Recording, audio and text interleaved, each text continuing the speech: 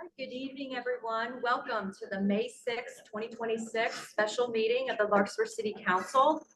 I'm Mayor Stephanie Andre, and I'm going to call the meeting to order. Can I get a roll call, please? Councilmember Tandell. I'm here.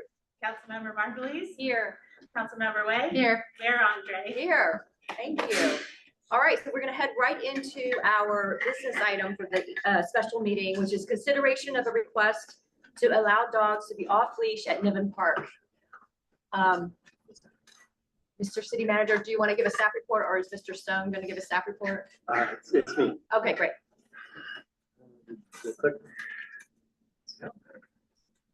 All right, so council members, we're here this evening to hold this hearing to discuss the request that the council received to consider allowing dogs to be off leash in Niven Park. So that's our purpose this evening.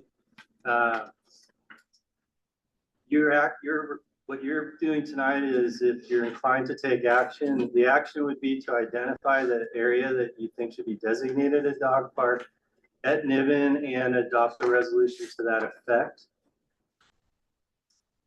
Before I start to go through my analysis, I wanted to clarify, and I mentioned this later in the report, we provided you with one resolution based on our analysis. You can take a different action. We would take that as direction in this evening, and we'd clean it up and bring you a resolution on consent calendar at the next meeting. That's something we sometimes do. And that wouldn't slow us down. I know. That won't slow us down if we do that. I'm going to try to project best I can. So apparently we didn't realize we didn't have microphones available. So I apologize. Okay, so in the report, I'm just going to sort of go over key points in the report. Staff went through an analysis looking at Niven Park and trying to think about the perspective of different park patrons who would come and how they would experience the park if dogs were allowed to be off leash. So the first question we asked ourselves was, if there's going to be an unfenced dog park, which is the request, what should that look like? The actual request that you got was for a particular portion of the park, not the entire park.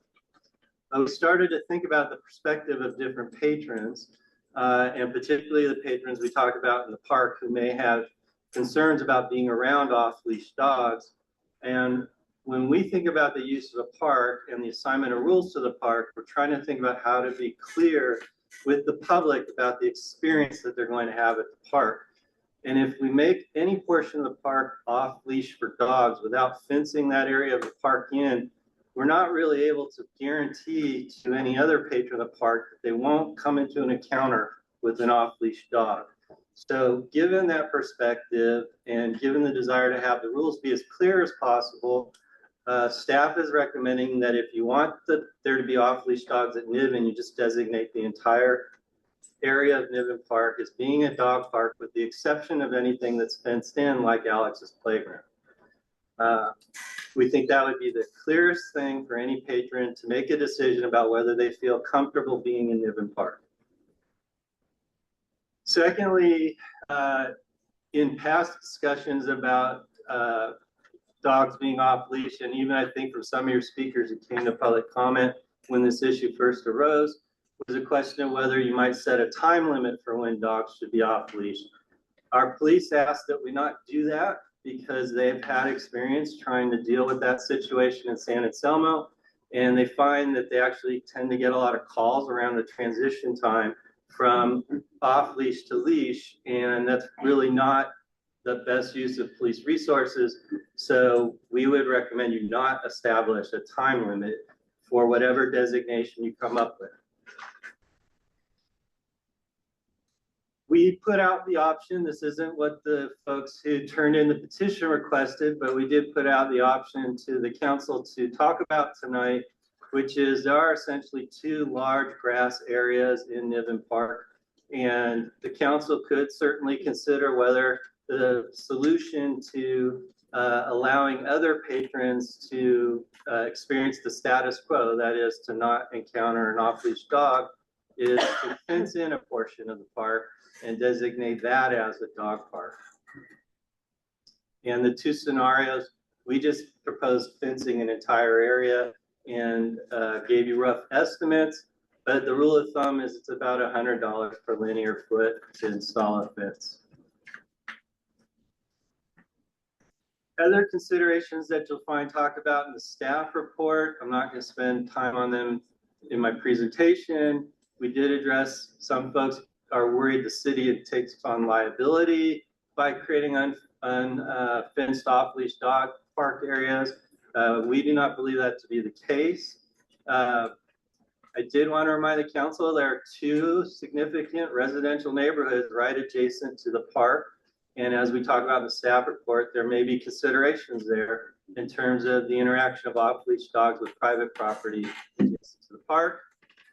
And then lastly, I do think the council needs to consider that it's probably setting a precedent, and we are aware that there are other neighborhoods in town that might come with similar requests if an off-leash dog park is established in Niven Park.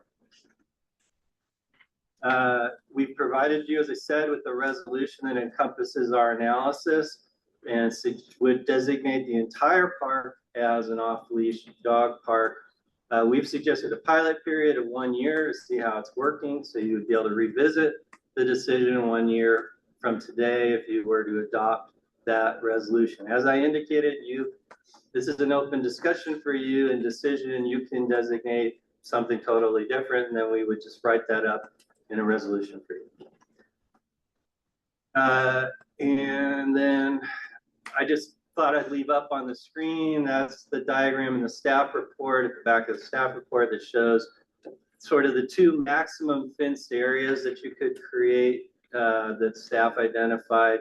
This is a diagram we had from our Alex's playground work. So it doesn't quite go all the way to the edge of the park on the south side there. For reference point, what you're seeing on the left of the screen is generally north, and what you're seeing on the right of the screen is generally south. The other thing is that we also pointed out in the report, there may be folks who are okay with there being off-leash dogs in Niven Park, but have concerns about off-leash dogs interacting with children. And one of the options the council may want to talk about is whether an appropriate thing to do is to fence in the play area that's in kind of the middle to southern middle part of the park. So we provided you with information about that. That's on that diagram too. And then I think there are two printouts of aerials of the park that people can grab if they want to point to things as they talk with you, council. So they're in the sides of the room. They're very lightweight. So feel free, folks, if you want to use that to illustrate something. With that, Madam Mayor, I turn it back to you for questions. Great. Thank you for the staff report. I'll open up to council first to ask any questions of the city manager. Yes. Thanks. First of all, recognizing we don't have microphones. If at any time people in the back can't hear, just raise your hand or something. We'll do our best to project. It may be an ongoing issue, so just you have to remind us every now and then. First question is, one of the diagrams that you showed has Niven Park, which is attached to a path, a multi-use path. My understanding is the multi-use path is dogs have to be under their owner's control, but not a leash required path. And I just wanted to clarify, that's not what we are talking about tonight. So even if we decide we want leashes on dogs in Niven Park, it's not going to affect that multi-use path. Is that accurate? That's correct. The path is the 90-something% of that path is owned and maintained by the County of Marin. And the County of Marin allows off-leash dogs on its paths. The small portion that the city owns and maintains, we have a long-standing agreement with the county that we would treat it as if it were part of the county path. So we are not discussing the path in any way tonight, and the county's off-leash rules apply on the path. Okay, thank you for clarifying that. My second question is, I have been a resident of Green Bay for 15 plus years. I don't recall this being an issue, and it seemed to become an issue when there was some enforcement measures, which then, and I'm trying to understand the history. Were there complaints which triggered the enforcement? Is that how we ended up here today? Yes, so the city and Central Wind Police, for this type of issue, we don't patrol for it. It's completely a complaint-driven issue. And so the police chose to do an enforcement action based on complaint. Thank you. Thank you. So Yes. I'll follow up on the Central Marin Police question. So Central Marin Police serves 3 jurisdictions, Larkspur, Corte Madera, and San Anselmo. And what we've tried to do historically is be consistent in the application of our ordinances between those 3 towns. Not always, but for uniformity for enforcement responsibilities of law enforcement. Do any of those other 2 jurisdictions have a public park that has off-leash dog permitted that we know of? Yes, Okay, which, San Anselmo allows dogs off leash in the mornings in, I believe it's Memorial Park, but in one of their parks. Okay. I think it's Memorial Park. so that's the reference that Central Marin Police had issues with the timing, because the timing, having a specific time frame made it difficult for them to engage in the proper enforcement. Having a specific time frame has resulted in when the time turns over, I don't know if it's at 9 o'clock Let's in the say it's 6 to morning. 9. They get a lot of calls at 9 o'clock. Why aren't you here enforcing the rule? And and Corte Madera has no off-leash dog area except for their enclosed dog park, which is in their town park. And we have an enclosed dog park in Piper Park, but those are the only 2 off-leash areas that I'm familiar with. I don't know if San Anselmo has a fenced-in dog park. They do. I don't know that. Yeah, in Red Hill, Okay, so that would be another area in their jurisdiction. yeah.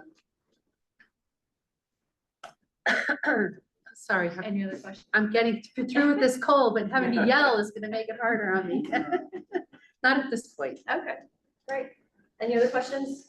Well, Councilmember Martin? yeah, I just want to say for full public disclosure, that I need to report that there was a petition that was circulated in the neighborhood. And that petition was signed by my husband as Mike and Sarah Margulies, with my email address added. I have yet to make up my mind on this discussion. I would like to remain part of the public conversation and have reviewed all of the public comment. And so I just want everybody in the public to understand that I did not sign the petition. And I am still very much open to hearing what the public wants to say and would like to remain part of the conversation. I also live in Cape Marin and I have 2 dogs. I currently walk my dogs on leash always because that is the law. Actually, they could be off leash on the path, but I happen to have 1 dog that can be aggressive, so I keep her on leash always. I'd like to address what Scott said. So- Can we just wait 1 minute? I'm sorry, yeah, Yeah, we're gonna open I'm it for just public gonna- comments, sorry. So, having said that, I do want to ask City Manager, you mentioned that we own some land that we share with the county. A very small portion of the county path is technically within the city of Larkspur, and we have an agreement with the county that we will maintain the portion that's in the city. But as part of that agreement, we agreed that the county's rules would apply on that path, because otherwise you'd have this tiny little piece of what the public perceives as the county's path, Right. having a totally different set of rules, and we felt that, I should say this is an agreement that's from like 40 years ago, Okay. that the county rules would apply for the entirety of the path, since such a tiny piece of the path was in the city, I see. So it's just a piece of the path. a very small piece of the path. Okay, so the actual piece of land that extends beyond the butterfly garden is county-owned land? No, that's city land. That is city land? Yeah. Okay, okay. Thank you. Any questions? Not right now. Okay, all right, so right now then, what we are gonna do is we're gonna opening up for public comments. And just given the number of people who wish to comment, can I just see a show of hands of how many people wish to comment? Okay, So we normally give 3 minutes. I'm gonna ask people maybe to keep your comments to 2 minutes. If that's okay, just so, you know, we get through everyone's comments. We do want to hear from everyone who wishes to speak. So we're gonna have public comments, and then what happens is we close public comment, and then we're gonna bring it back so that council can deliberate. So that's the process. And, you know, so this is public comment time, but I will ask that when we close public comment and it comes back to council, that's our time to discuss among ourselves, what we want to do. All right, so we'll open up for public comment. Is it, Allison, or do people just stand up here, or how do you? Oh, I'm sorry, I didn't see the podium. Okay, so if people could line up at the podium, or come to the podium, if you have a public comment. What? What was your question?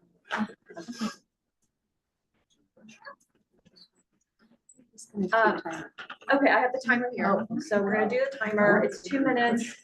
And if you could please state your name and what neighborhood you're from, or if you're Larkspur or outside of Larkspur, that would be great. And before you start, I just want to say if anybody has trouble getting up and going to the podium and they need to talk from where they are, that's acceptable as well. So, great. All right, thank you. Yes. All right, good evening, Mayor, Honorable Mayor, council members, ladies and gentlemen. It was indeed a very pleasant surprise to see the city put together a presentation regarding this. Thank you very much to the city manager and whoever else worked on this, much appreciated. My comments are as follows. This is not a broad policy change. It's a very targeted, low risk pilot to solve a specific, very local problem. So the oval was functioning as a community space. It brought people together, especially seniors, and created a daily rhythm of connection, activity, and informal stewardship. Since enforcement intensified, this space has acted decisively gone. What was once a vibrant gathering place now sits largely unused. We're not asking you to take the risk. We're requesting you to test the solution that has been proposed. This is exactly the kind of situation where a pilot program makes sense, when there's a strong community interest in history of successful informal use and clear path to evaluate the outcomes. There is a strong community support. A petition, as you all recognize, has signed and delivered. At the very core, it is all about balance. Maintaining rules that are needed while allowing flexibility where it clearly works. And more importantly, enabling public spaces to actually serve the people they are intended for. Let's approve the trial. Let's evaluate it together. Let's bring the oval back to life and the rest of the park, so be the choice, in a way that is respectful, responsible, and community driven. Because ultimately, this isn't about policy, it's about people. It's about restoring a simple, everyday place where neighbors connect, seniors gather, and the community actually happens. So thank you very much to council for considering this. I very much appreciate it.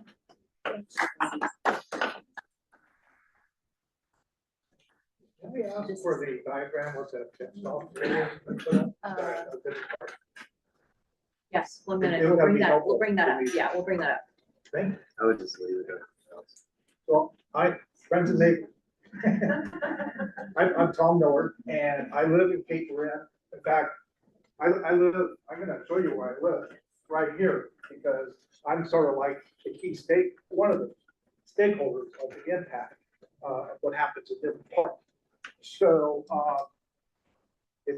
I've been there over 30 years, and I know, I mean, it's an amazing place to live. We have these two developments here, and this channel here, actually noise that's generated in this part, actually sort of amplified. It gets bigger, okay? So, from my perspective, what's happening, I'd like to have the council take it just not the dog park, but overall use of the park. One of the challenges has been, I only have 2 minutes, but there's been Google buses that would park here. I'd have to go out 4 o'clock in the morning, leave their engines running.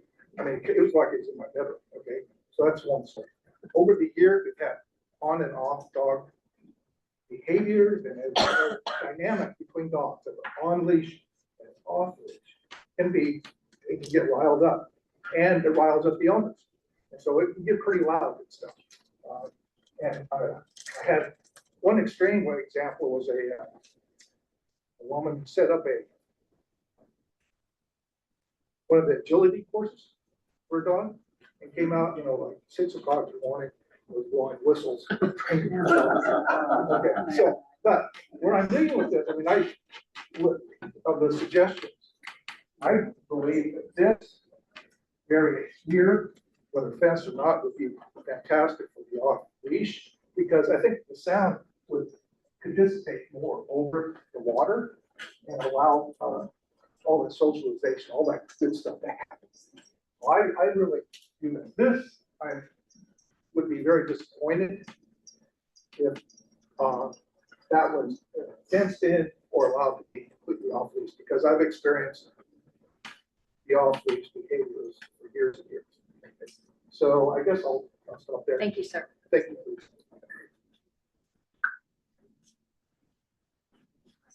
Hi, good evening. Can you guys hear me? Good evening, everybody. I didn't really prepare for the talk for this, but I live in Cape Marin, and our house backs onto the park, and I have a dog. So it's a small dog, and I also have kids. So I've been living there for 13 years. I feel like we have enough area along the walkway, and also there's area from here. There is a pathway that goes both directions, and then over here where there's a butterfly garden, there is an area where we can play. It's away from the houses where people live. And then the fact that the entire walkway, I can walk with the dog, and then there are some other green areas. I'm happy with that. And I do feel that having especially off-leash dogs here can have some issues with people living there because of the noise. There's one, because some different dogs have different noise levels. And the other thing is off-leash, some dogs are big, and we don't know if every dog is going to behave. It's most of them. I interact with a lot of the dogs because I do work there, and I feel bad actually talking against it. But I do feel that having all dogs off leash, even in the smaller area, definitely not the whole area, because there is a park for kids here. Even this area, because they can easily the dogs can go elsewhere. There's nothing around them, and having any kind of enclosure will make the area look ugly. Like it doesn't look as good right now. It's beautiful. I think for the people who live there in the neighborhood, I think it's for them it's nice, and also for the kids and smaller dogs, could be an issue with bigger dogs if they're not motivated. So I would say let's use the rest of the area that's available. It's really nice that everybody can meet. I'd love to meet everybody also. There's other areas where we can, the area that's just near the houses. Right. Thank you very much for your comment. Hi, I'm Corey Zipperstein. My wife and I have lived in Cape Marin for 33 years. We raised our 2 children in the community, and we have a few dogs. And for over 3 decades, the leash rule requirement has only rarely been enforced. It's been quite discretionary and always with warnings, where people would come out and say, we want to let you know that we might start getting tickets when the new playground, for example. But there was a status quo. There was almost a compact that the space could be used and shared by families, by children, by dog owners who have their dogs both on leash and off leash. And the community of people who gather there regularly in the morning and the afternoon have the opportunity to get to know one another, which is not something that happens when you take your dog along the county path. It's a very different type of experience.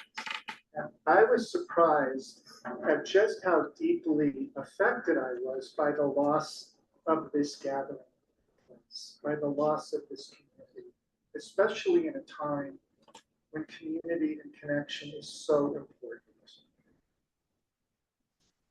All I would like is a return to the status quo. I wouldn't call it a dog park.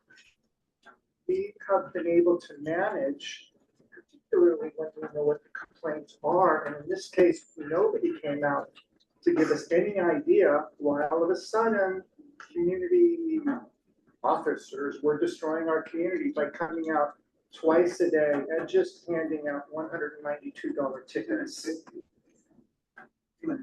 $250 expensive tickets, often for people who can't afford to pay that much. It happened literally overnight and without any warning, and has damaged, I think, has damaged our community. So my hope is that, Can I ask you to finish? I'm sorry. my hope is that the community of, that this council can just return to the status quo. Thank you very much. Hi, my name is Denise Rocha, and I live in the townhomes right by Niven Park. It's a great park, it really is. And first I want to thank the city council and all of you for doing the work. I'm super impressed. I've never seen anything like it, so thank you for taking it seriously. I think Corey said better than I can how important the park is to all of us. It really does provide a community at a time when so many people feel isolated and bonds, and it creates a safer environment. We check up on neighbors, we know what's going on, we know when there are issues. And I think the dog owners are good, kind, responsible people. If there are problems, we try and manage them, and I've seen them managed many times. If there are issues, as Corey said, my hope is that what we can do working with you is get some kind of feedback mechanism so that we know if we don't even know if there are issues or if there are issues, what they are. Maybe we can work out a way as a community so that we know what the issues are. We try and deal with them on our own because issues come up.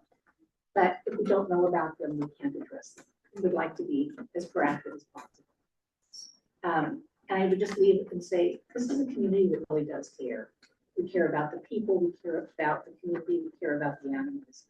And I hope we can work together to make it successful. Thanks.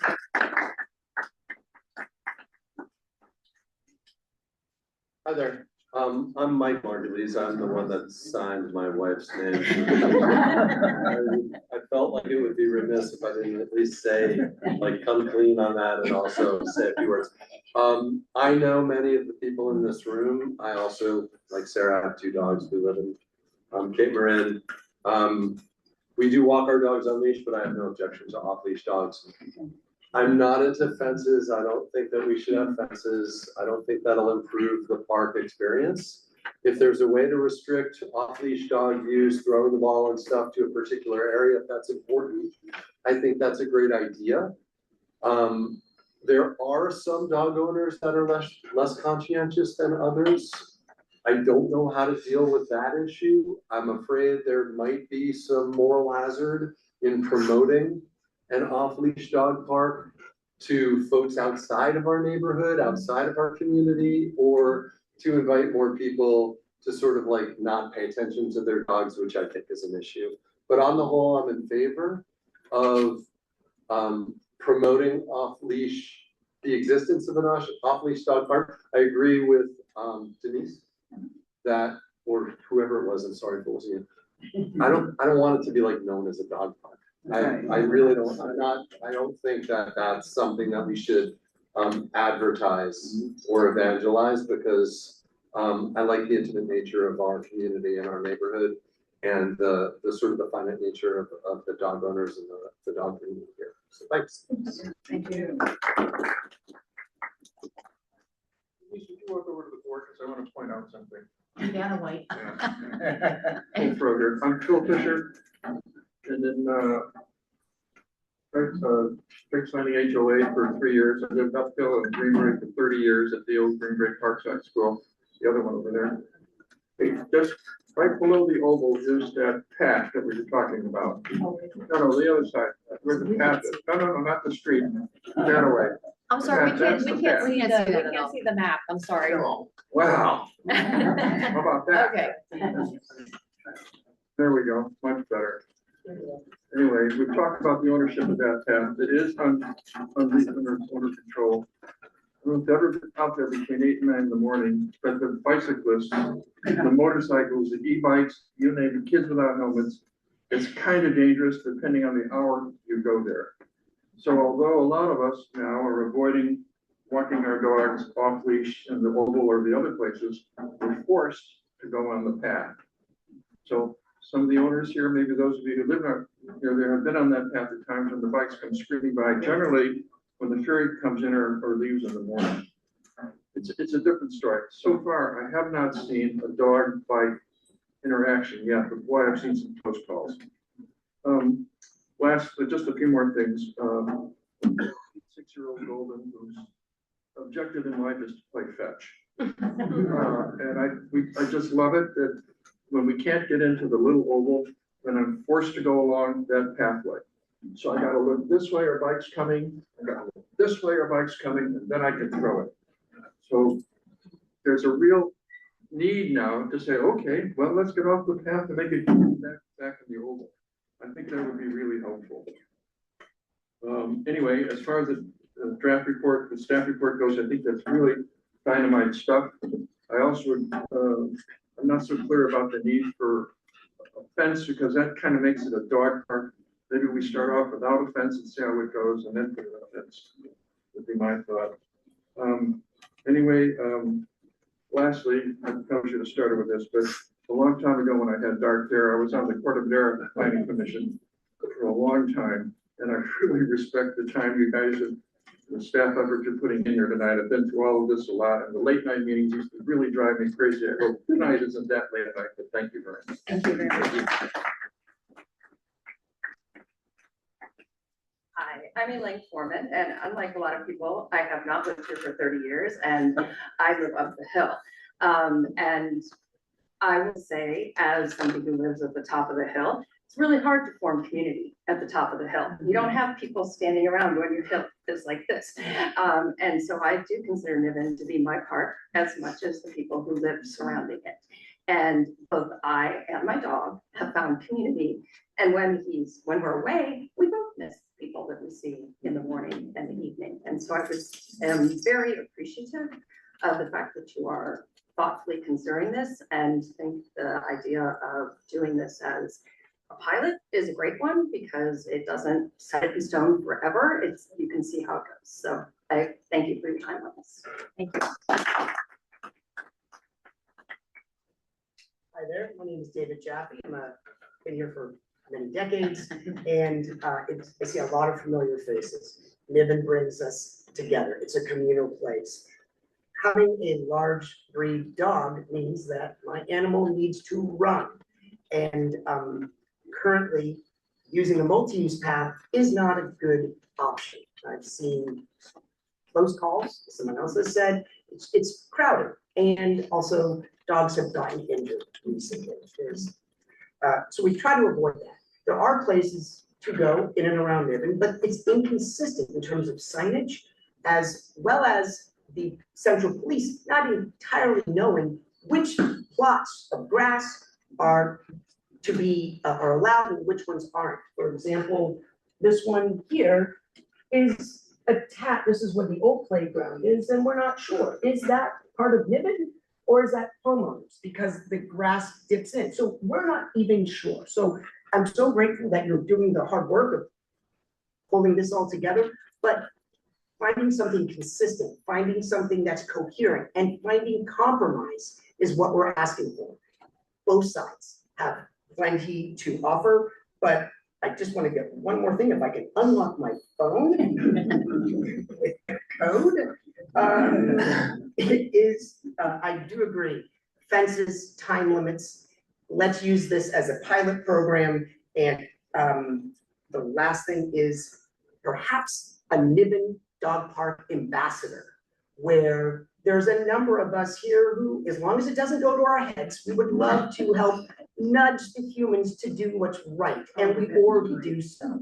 We already try to just model good behavior, pick up dog poop that's not our own, gentle reminders here and there. So maybe factor that in if there's some way, because I heard also, how do we have some feedback? If there's a number of people and I could nominate a few right now, that would be wonderful too. Dog ambassador. Great, thank you.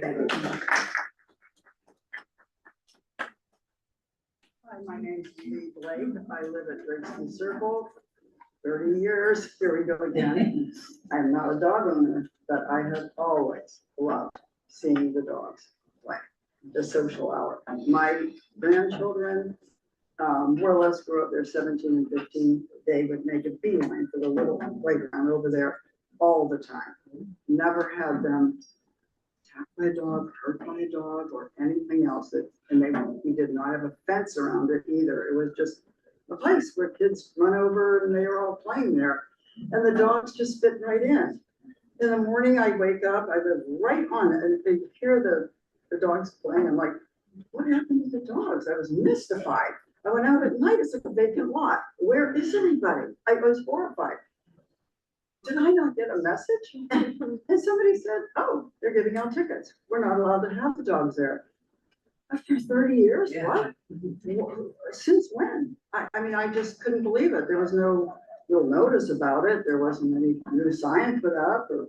It was just like, bam, dead, gone. And I mourned it. And I don't, like I say, I don't even own my own dog. I do babysit dog. But it's just not the purpose of that space was built to accommodate all of us and to come and have fun, have a little social hour, and it's killed it. So what's the purpose of that big grassy empty place now? What is the purpose of it?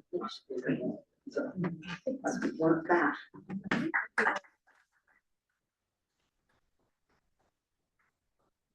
Hello, my name is Sherry St. John. And like others, I'm a neighbor at Cape Marin. My backyard is right next to Tom Miller's. So my gate opens up right where the white spot is there. And I also have a large breed dog who can be overly friendly, as my neighbors all know. So he definitely stays on leash when we walk.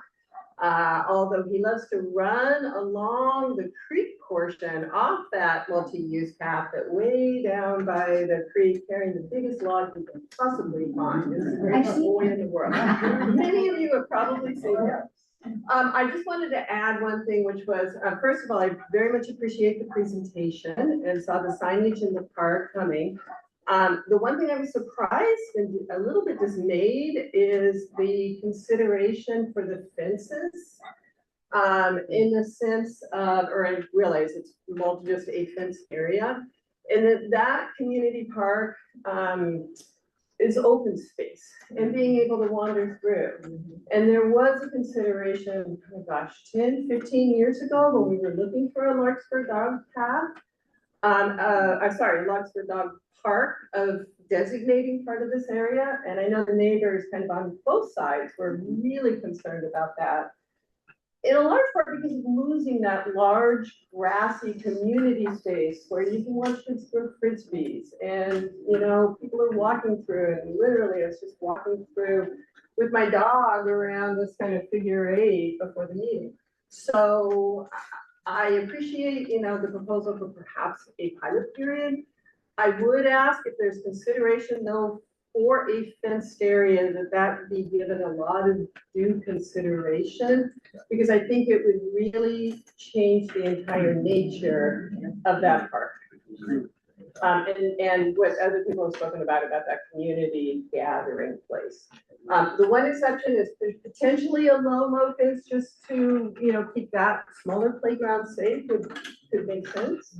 But a large dog fence, I think, would just completely change the nature of our community park, and I hate to see it. Great, thank you very much. Thank you. I'm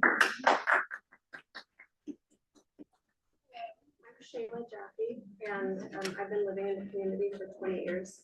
We've had a dog as long as we've lived here, and we just got our 3rd standard poodle, who's 3 today. And anyway, the point is, we chose to get another dog because of the quality of life that the dog offers. It keeps us moving, it keeps us active, and this dog is social. It's our only social poodle because the other 2 are rescues. She's from a breeder and she loves friends. It's the only way she's satisfied. So at night, we would go down and she embraced all these wonderful puppy dogs at the same age, and she has friends and she's fulfilled, and I can hike her 7-8 miles, but it won't scratch that itch. My dog needs to run, and she needs to play, and she needs dog friends. And quality of life is having a furry love in our house, and we dote on her, and she brings us joy. And meeting this community with all of their dogs has enriched our lives. We have a new pack of friends and a quality of life that we look forward to, and it's a real bummer. I agree, the fence would ruin the whole vibe. The beauty of where we live is not being enclosed, and I think just that freedom to watch the dogs, and I know that we are also conscientious of seeing young kids who are playing sports. We will gladly move off the field and give them that. And we are not like, this is ours and that's the way it is. It's really about looking out for all. And that's the beauty of this community. So, thank you. Thank you.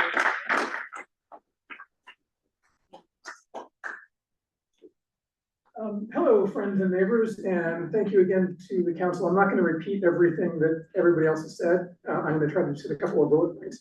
My name is Rob Hansen. I bought my home here in Cape Marin largely because of how dog-friendly the area was and how important this kind of community is.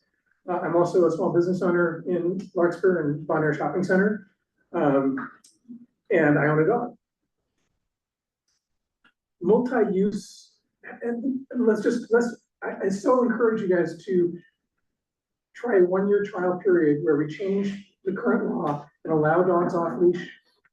And in the spirit of the multi-use space that Niven is known as everybody else has just said, let's not make it a dog park, but let's not make it a people-only park either. Let's allow multi-use space, like the multi-use paths, but for the space. I also want to encourage, or let me phrase this differently, I'd like to discourage the idea of penalizing dog owners, using a law as a threat, basically, when someone's complaining. If there's a complaint, please tell us what it is. You know, we hear rumors. I don't know what the reality is. The city manager said that the police responded to complaints, but we don't know what those complaints are. I'm guessing they weren't, I see dogs without leash. I'm guessing from what the rumors we've heard is that people don't like being woken up at 6:30 in the morning. Dogs are barking too much. Let's enforce those noise rules, and let's have ambassadors. I nominate David. Let's have ambassadors who can in a friendly way, approach the loud dogs and the dogs owners, and fix the problem that exists, rather than coming with a heavy hand and cause the whole community to be so disrupted. Thank you for your attention, and like everybody else has said, it's amazing that you guys are putting this much effort into this problem. It is a serious problem, and much appreciated. Thank you. Hi, everybody. I'm Linda Sula. I live in Drake's View Circle, and I owned a home there for a while. I'll say that. But I am a non-dog owner. There's one of them. And this park is very important to me. I would love a dog, I just can't help it. So it's important for me to be able to walk down there, to observe and be part of the community, even though I don't have a dog. And you sense that feeling as soon as you walk into that space. And thank you for the time you've put into all of this. It's been fabulous staff. And I like the part about the pilot program. I think that's a great idea. And the ambassador, I think that's a fabulous idea. So thank you. Thank you.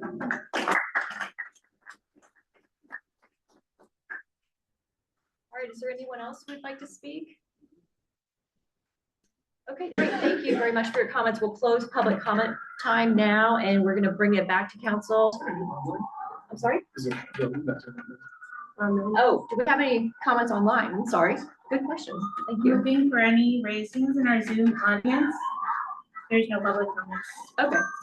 All right, so we'll close public comment, and then we'll bring it back to council, and this is our time to deliberate after having heard the public comments. We've read the staff report. We've also read all of the comment letters that have come in on this specific topic. So I'll open it up now comments, discussion from council members. Anybody want to start? Councilor Kendall? Oh, who wants to start? Yeah, I apologize for being late. I was at the SMART meeting, SMART board. Couple questions, and if I missed it, excuse me. So, one of the things that came up the last time we did this, was the concern about wildlife or, around the water. Have we had any, reports or any indication that there's, that there might be problems with wildlife or, anything near the watershed? I think you're referring to the discussions that occurred around Piper Park. The marsh around Piper Park is considered animal habitat. It's protected. That's not the case for Niven Park. And as far as, the Central Marin Police, going back as far as we can, 5 years, 10 years, my number one concern is safety. I think the community, a benefit of having dogs is abundantly clear from all the public comment. But, someone getting, sort of bumped over, somebody getting bit, have there been any reports in the last 5 or 10 years? I haven't asked for that data, so I don't have the answer to the question. Okay, thanks. That's it for now. Councilor Kendall? Sure. First of all, I want to thank everybody for coming out here. This is a community issue and it really helps us to hear from the community. Well, I want to thank everybody who wrote letters and emails as well. That helps inform us of how people are feeling. And so we can serve our community, which is our job. The way, I'll just kind of lay out the way I'm seeing this right now. There are two sides, and I know we have one side represented more than the other tonight, but there are two sides with two different points. And what we are trying to do is help everybody, have a compromise that's going to work for everyone. So what I see as one side, which is the people, the off-leash perspective, is community.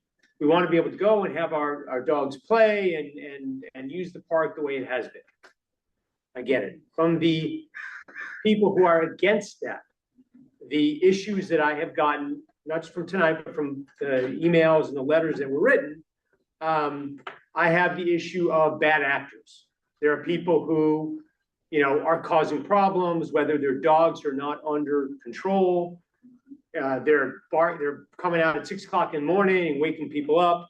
The bad actor issue. We do not have the resources as a small city to have police officers patrolling that area.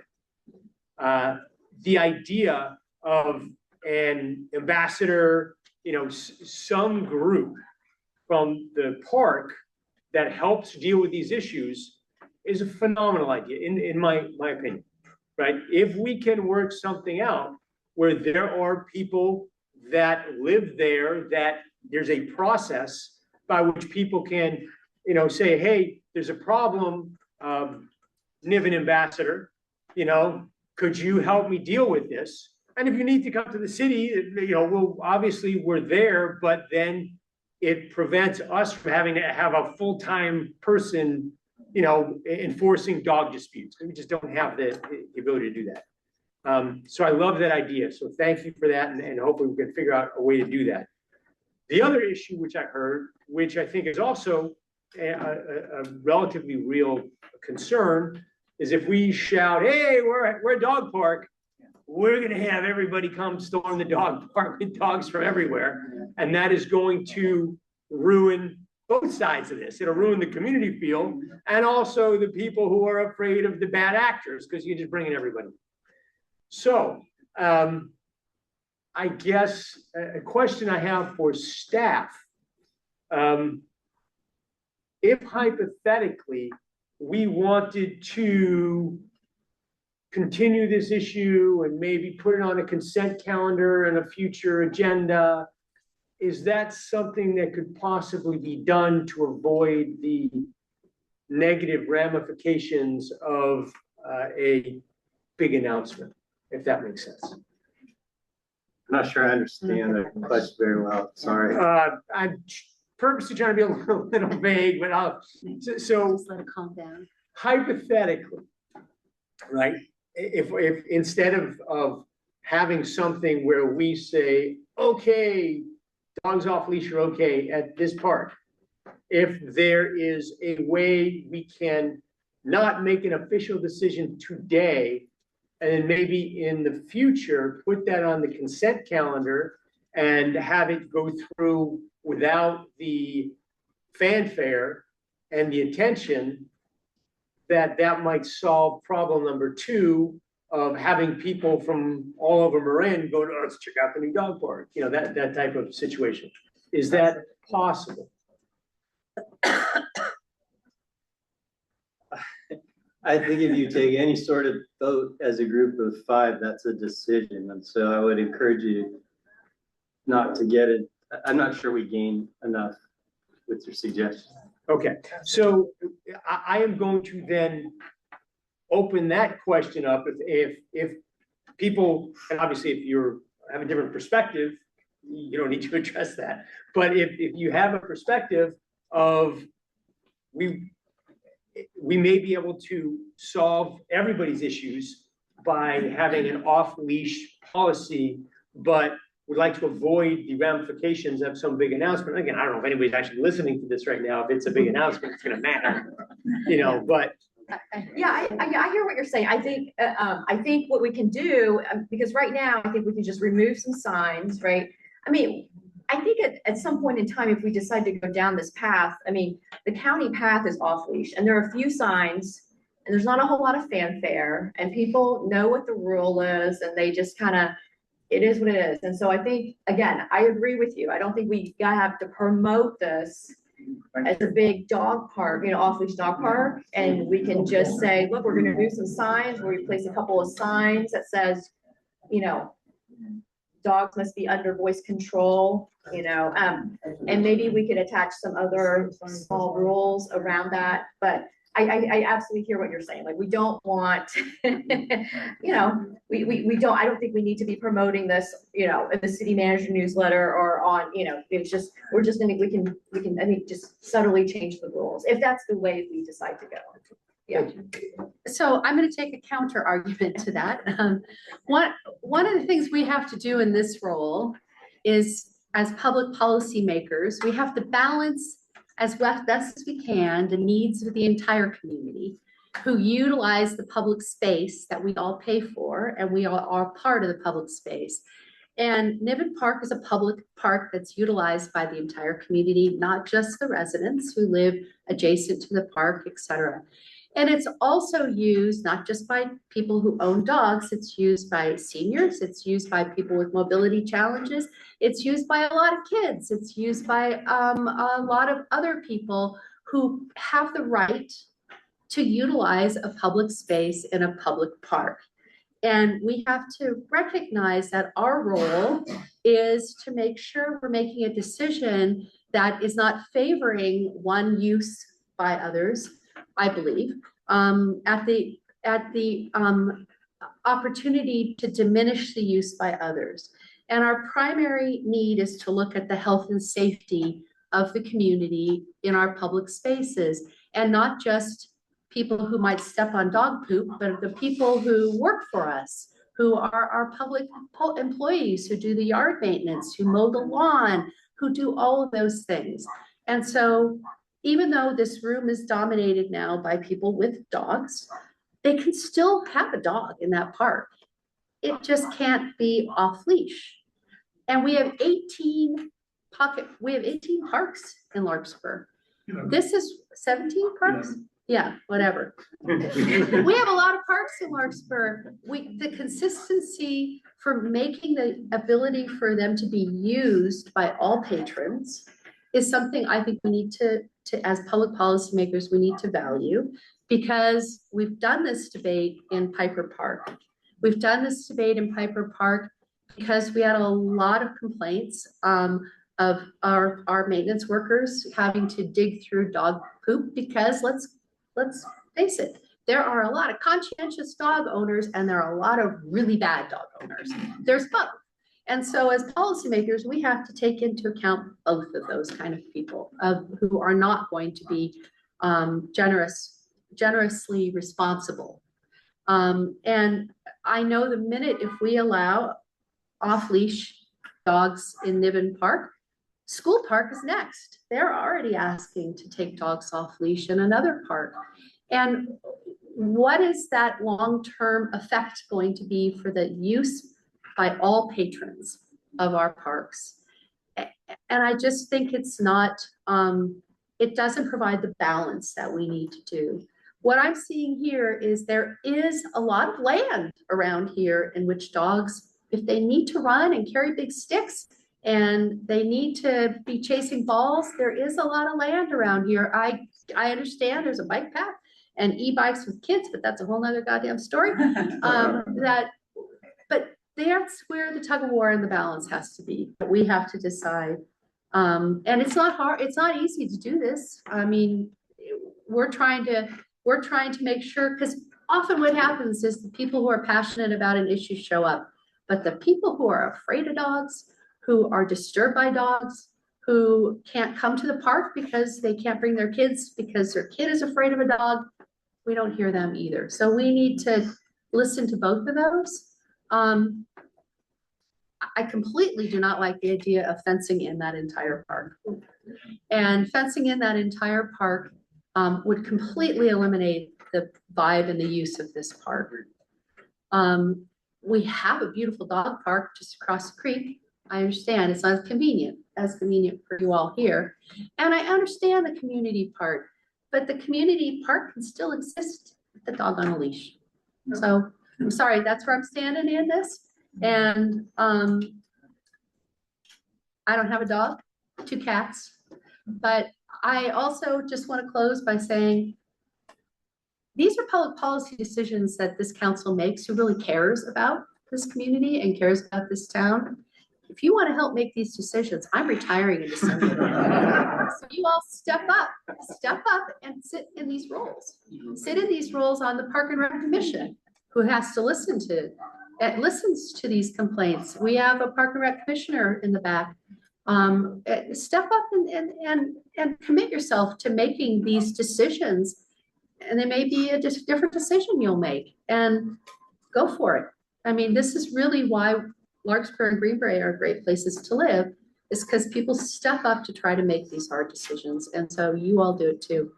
Park and Rec is a great opportunity because you'll be making these policy decisions from the first go. So there's my pitch. Okay. So and can I ask you a quick question, Yeah. Catherine? I mean, so what are your thoughts of just allowing the smaller, it's not on the screen, but the smaller piece that's towards the creek, allowing off-leash dogs there? And because that was also an idea that came up. What are your thoughts on that? They're off leash now. So what I understand is that's an off leash area past Butterfly Garden that everybody's talking about. No, can you put up okay, so to the right of that little circle there? Allow me. The old playground? Allow me. Okay. That area. Oval we're talking about. Right, so. Okay, that, right now, it is leashed, unleashed, must be unleashed. The whole park is on leash. The whole park is on leash. Exactly. The path here is voice control. Yes. This is where the crazy bikers are. Right. Okay, this little piece here is owned and maintained by Cape Marin. This little piece here is owned and maintained by Drake's Landing. This little piece here we think is city, but we're not sure. This little piece we think is city, but we're not sure. All we know is this is city, the little park is playground is city, and this is city. So cross the bike path in the area that's by the creek. This is city. No, on the area that's past the creek that this lovely lady talked about earlier, who said. No, the next to the butterfly, I want to get. That's off leash. That he said It's city was land, city that's property, city but there are land. no signs that say. That area is owned by the city. It is not considered by the city to be part of the park. So it's off leash Yeah. because it's not part of the park. Right, correct. Well, it's right there. Why don't people go over there? Well, they need to have dog on leash there. Okay, anyways, that was my question is, would you be okay designating that smaller area there as off leash or not? Or you just, I think the status quo is what we have to do. okay, all right. Okay, Sarah. Thank you all for coming out and sharing your thoughts on this. Having read all of the public comment, I will say, we are seeing a large group of people who are in favor of this, both dog owners and not dog owners. And a much smaller group in opposition. Somebody who is out there regularly walking my dogs on leash. I'm often the one who has to say, can my dog say hello to you? Because my dog is overly friendly.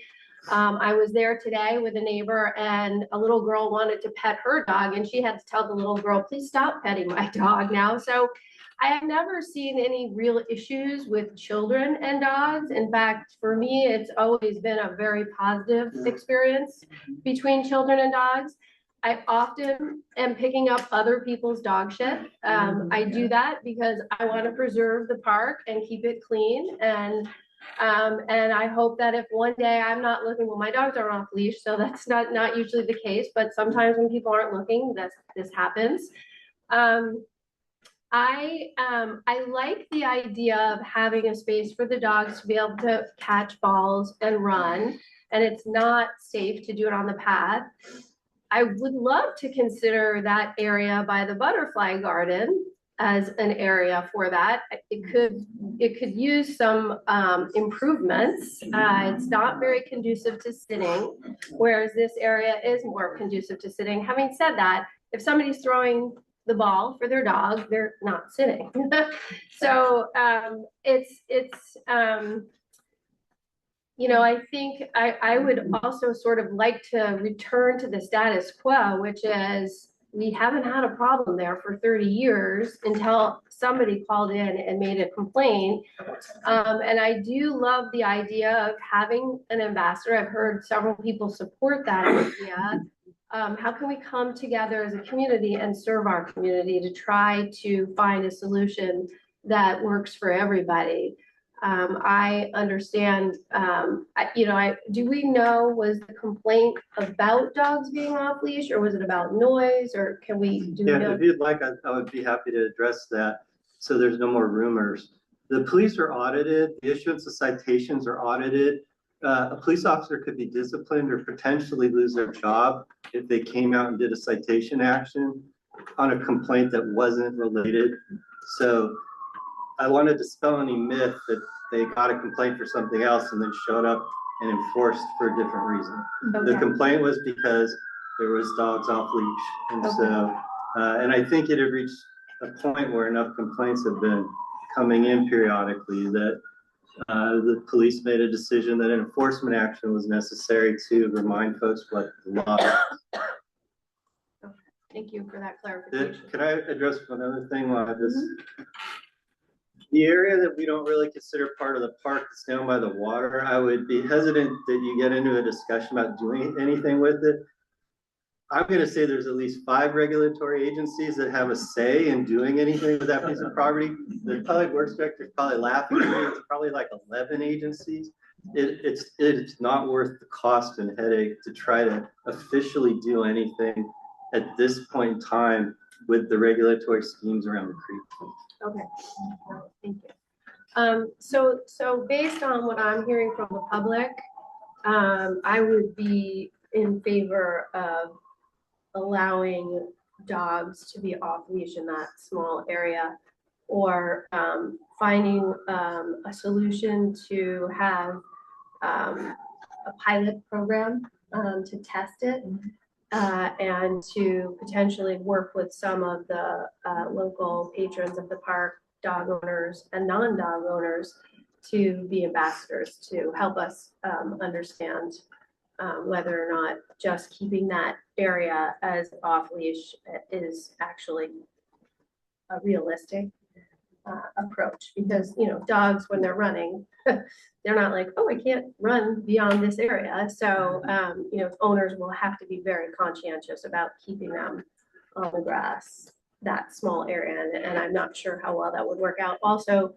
potentially fencing in the small playground area, which was suggested.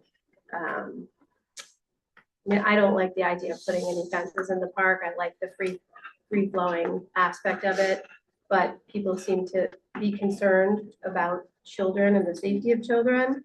You know, I don't allow my dogs to go into that area, and I don't ever really see dogs in that playground area. But maybe that's something we would want to consider. Okay. All right, well, first of all, I want to thank everyone for your comments. Oh, do you want to go ahead? Yeah. Okay, go ahead. Yeah, just to, I think, my fellow council members have said most of what I want to say, but just to weigh in briefly, I'm not a dog owner. I have a 4-year-old and 8-year-old. We come to Niven Park a lot. And as I said before, safety is number one priority for me. I think, you know, the fact is, my assumption is that this park has de facto been off leash. You know, there's some responsible people, but it's been de facto off leash. So, you know, the second concern is hygiene or maintenance of the grounds or noise.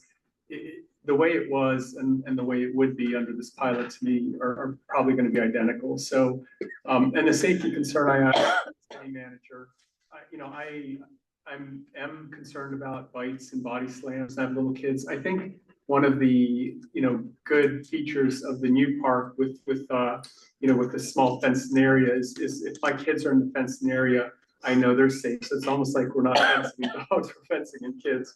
And so it you know, it addresses that concern for me personally.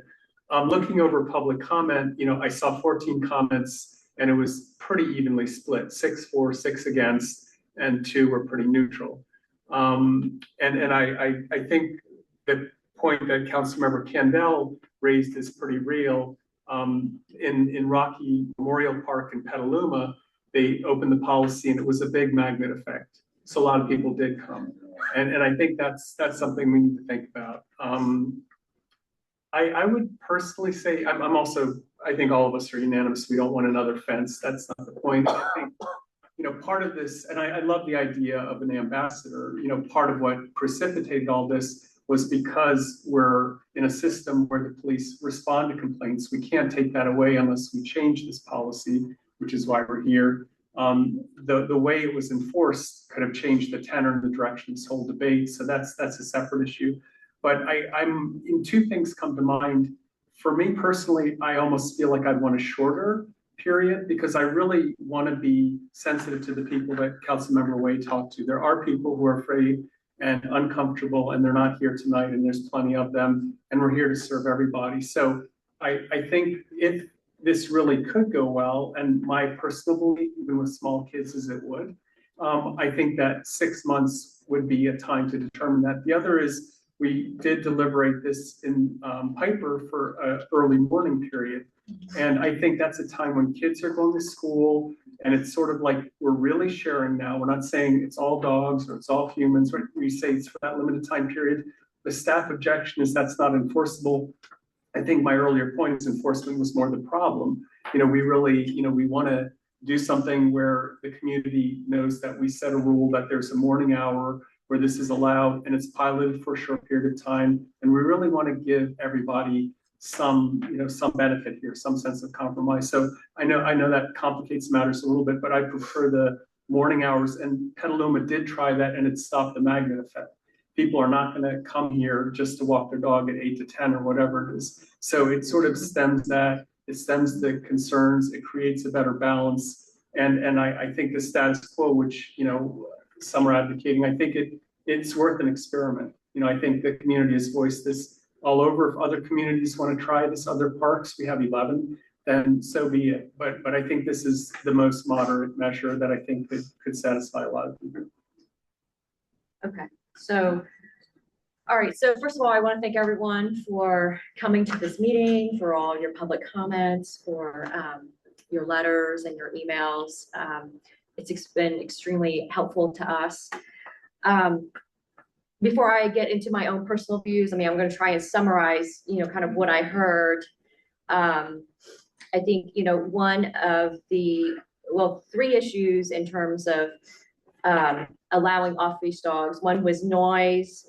2, you know, were bad actors.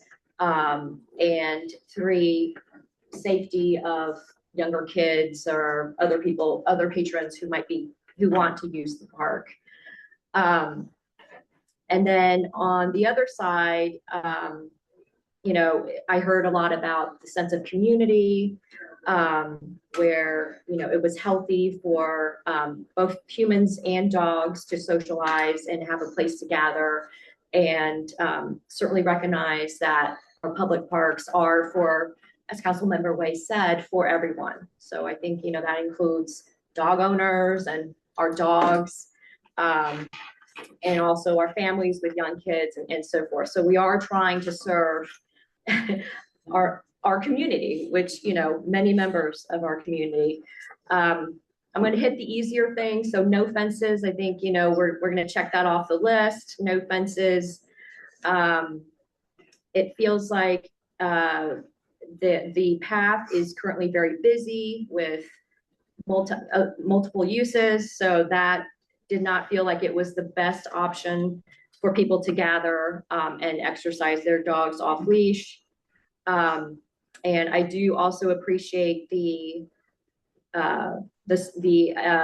suggestion of an ambassador program, because I do feel that that is also something where, you know, how do we self-police, you know, with the bad actor issue? And my experience has been that most dog owners, and the other part of this is I don't like to devise policy for the least common denominator. So I like to assume that most people are responsible, and that if we do have issues, we try and address the issues rather than a strict prohibition on a certain activity where the majority of people are probably likely responsible actors and will pick up their dogs, be respectful of neighbors. And my experience has been also, you know, dog owners need to carry a leash so that if there are problems with dogs, with you know, with other people, with seniors, the dog needs to be put on leash. So I also think that we can perhaps devise some common sense rules without getting too, you know, we don't want a long set of rules, but, you know, maybe there should be some common sense rules where if we are going to allow dogs off leash, it's pick up after your dog, you must carry a leash, and you must leash your dog if there are issues between your dog and another dog or a human. And I do also really like the ambassador idea. And I also like the idea that this is a pilot program so that we can evaluate and reassess how things are going. I do also think that, you know, it has been a de facto kind of gathering area already. And so I do think that, you know, we are going to change the rules, that it's not just a huge announcement, but that, you know, it's a pilot program. We're going to try it out. And, you know, hopefully that doesn't create a huge, I don't know, influx of people. So that's kind of where I am. I'm willing to embark on this experiment just to see how it will work. Because I do feel that it does cause problems, that if we are creating rules on a strict prohibition, it's really hard for our police to, you know, come, because the rule is very strict. It says dogs on leash. And so what I've heard is, you know, someone has their dog off leash, but the dogs were not doing anything, maybe just sitting there, but they've gotten a ticket, which I don't think is the spirit of the law when we're saying, you know, we don't want dogs off leash. I mean, it's really to control the bad actor problem. But again, I feel that having a law like that really sort of speaks to everybody, you know, having a behavior that's sort of the least common denominator. I would prefer to think that most of us are going to be responsible, that many of us have grandkids or kids, and we would not want to endanger anybody's kids or grandkids, you know, with off-leash dogs. So I don't know. So that's kind of, yeah. You mentioned a pilot program. Yeah. What are you proposing as a pilot program? Because there's a lot of different options here. Yeah. So, I mean, I would propose a pilot program. I like the 12-month option, but if, you know, we can discuss the length. And I think that we could maybe discuss the smaller area next to the bike path as a pilot program to see how that works. Unfenced. Unfenced, right, yes. Thank you. Okay, one of the things I love about Beyond City Council is that we can disagree respectfully. I would just like to voice some opinions. The first is, I have heard several times that safety is the most important thing. If I am going to be realistic, if I go down to that park, the safety issue is on the path. It's the bike zipping down, it's just chaos sometimes on that path. I never feel a safety issue in Niven Park. You know, the dogs are running, they're playing. I don't see that as a safety issue, you know, from my perspective.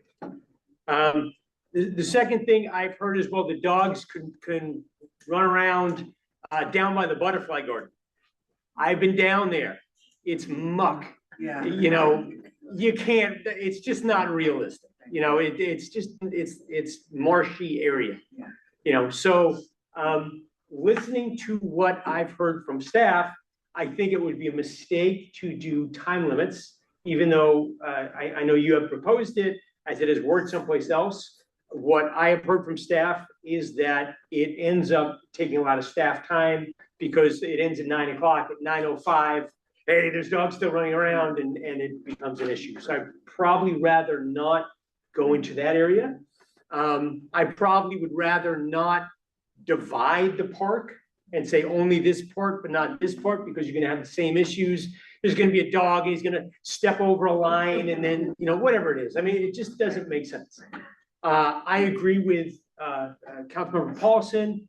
6 months, I think, would be enough time for us to figure out if this is working or not.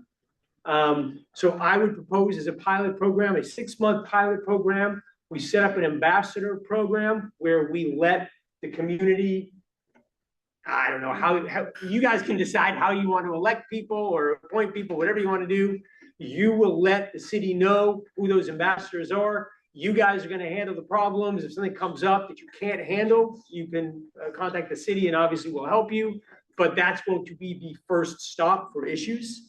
And we remove the leash requirement quietly for a 6-month pilot program without times or designations. So the That's- entire park. Yes, that's my suggestion.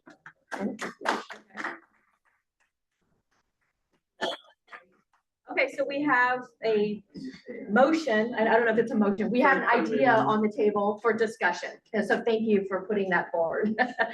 All right, so any thoughts on, so 6-month pilot program, no designation, so all of Niven Park would be off leash, and we would have an ambassador program that would help police that. Yes. Okay, Okay. I think we need to have our city staff weigh in on what an ambassador program is and whether there are implications for our staff to monitor that, whether it's a legal situation, if we authorize people and give them authority to create some enforcement. We don't have an ambassador program of any sort that I'm aware of in our city, so I think they need to weigh in on that. I don't know what that would look like. If community wants to create an informal one, that's something different than a formal program, and I think they need to weigh in on that for us. There was another thought I had, but that's an important part. I think I need to hear about that. I do have a suggestion, because I agree with Councilmember Way that I don't think there's a way to create a regulatory scheme where we've empowered people who effectively aren't deputized by the law to do enforcement, right? Or to decide not to do enforcement, which is a decision that law enforcement and code enforcement are entitled to do. My suggestion would be we post a bulletin board, and the community can put whatever they want on the bulletin board and say, please don't call the police, call Joe. I'm okay with that. And hopefully that works, and people get at the neighborhood level. I think we could do that for the community. And would we be able to do an advisory board, you know, where we just have a board of people in the community that come report to us you know, whatever, whether it's through email or we have a meeting every 3 months and they come to city council meeting and give us a report about how things are going. I mean, it's Park and always, Rec Commission, that's the Park and Rec Commission is. it's always your right as a council to create, whether it's permanent or temporary advisory groups. That's always your right. I think that's kind of two separate questions, right? I heard we would prefer that the community get the complaint before the city or the police get the complaint. And I think that has to be generally more informal, and that's why I was suggesting the city could put a bulletin board in the park, particularly in the circle that you're saying is the concentrated area, that the community could then put things on saying, we have an ambassador program, please call or email or text so-and-so before you call the police, right? But once that call comes to the police or comes to our code enforcement line, we have to make a decision about what to do based on what the law says. And so that's why I don't know how we would insert somebody into that part of it. So just to clarify, if the law is, you know, we say there's no leash required, and somebody calls and says, hey, a dog's off leash, that's not a legal violation. If there's a noise ordinance violation, yeah, I mean, that's legitimate if it's a legitimate noise violation. But I think if there's a problem that doesn't reach the level of a legal issue where you call code enforcement, it would give an option to say, hey, I'm being woken up at 7 in.the, and they can put something on the bulletin board and talk to the ambassador about that. I don't think code enforcement's gonna do something about that unless it violates a noise ordinance. Yeah, so to speak to that for a second, I can't actually, I haven't read the noise ordinance verbatim in its entirety in quite a while, but I don't actually see how a dog barking actually violates the noise ordinance, meaning the law that where we can go out and issue a citation. Right. Dogs barking incessantly is a nuisance, and under the nuisance laws, it actually, our code is designed so that a civil suit can occur because a nuisance is occurring. It's not an enforcement where a citation is issued. So for all you dog owners, you don't need to worry about the police ever, they shouldn't be ever out there because your dog's barking, other than to tell your neighbor they could sue you under a nuisance rule. So, you know, that's how I understand the law to be about dogs barking. Yeah, I mean, I just want to say something. I think, you know, the ambassador program is not so much about enforcing the law because we have police to enforce the law. I think this program is probably more informal to deal with problems like not picking up your poop, the dog's poop. We do this You know, already. the agility, yeah, right. So, you know, I think this is more of a, like I said, a self-policing thing where there are dog owners that aren't being responsible. You see the behavior and it's hopefully immediate, because to be honest, by the time the police get out there, the other problem is the person's gone, the dog's gone, and there really isn't any enforcement anyways. And then some other hapless person gets a ticket because they're there instead of the person who was causing the problem. I mean, that's, you know, so I think. And to give you a tool to communicate. Right. So I think, you know, the ambassador program, I would just say is probably, you know, look, if the community wants this program to succeed, the pilot program to succeed, I think there needs to be some, you know, self-regulation or self-policing. And I think that's kind of where I'm going with this. Otherwise, you know, in 6 months or 12 months, we're back here and we can have all sorts of complaints. So I think for the success of the pilot, I would just recommend that dog owners are responsible and that, you know, just common sense, exercise common sense. Okay, go ahead. So Sorry. my question about your concept of a pilot program. Yeah. What would be your matrix in which you evaluate it after 6 months or 1 year? What would be the matrix in which an evaluation of a pilot program would be a success or not a success? Yeah, I think if we got complaints about dog fights, you know, injuries, I think if we have some real serious problems, I think that needs to be raised immediately. But if it's just people out, you know, having a glass of wine and having their dogs run around, I don't necessarily have an issue with that. But, you know, if if we start to get some very serious problems, I think that, you know, we definitely need to evaluate the program, in my opinion. Yes. Just a couple of things. So I think these are great points, and I see three points on the table. One is we have a staff report and a potential motion. And as I see it, you know, we're moving, you know, what's been posted publicly is to try this for 12 months with all the details that are in the whereas clause. What I'm hearing from Councilmember Candell, and I kind of endorse, is that we shorten it to 6 months. I think, you know, I'll back down on the early morning thing. You know, I think that maybe overcomplicates life, but that's point number one. We have something we could pass tonight. I do want to say that Livermore has a formal neighborhood dark ambassador program, and I have it on my laptop. It's 4 pages. I'm sure staff can look it up. So they've done it. It's cited as very successful. To your point, Mayor, I think that, you know, part of why we're here, and this is, you know, such a encouraging, you know, assembly of disagreements, is I think that the success of it depends on it staying grassroots. And if you guys really care about this and you want this, they do it, Bark in the Park is San Jose's model, and then Livermore has the Neighborhood Park Ambassador Program. The people wear a vest, they have that. My point number 2 is that's outside of tonight's discussion. I don't think we're passing a motion to make that happen. I think if you make that happen, it's more likely to succeed. So that's what, point 3, I think, Catherine, that was in my mind all along. How do we evaluate this? Are we just kicking a can down the road? And my gut feeling is yes, because we're gonna have the same 6, you know, public comments, 6 public comments again, 2, and there's no clear win here. So what I'd like to say is that, you know, I'm willing to explore this. I think this has come up so many times. You know, my sense of public safety and everything we have is that this could work. You know, people really need to bear that onus and acknowledge the risks that some people might come from outside. We might have some bad actors, but if in fact the, you know, neighborhood, and you could coordinate this through the park, that's how they do it in Livermore. It's through the parks, in the Park and Recs department.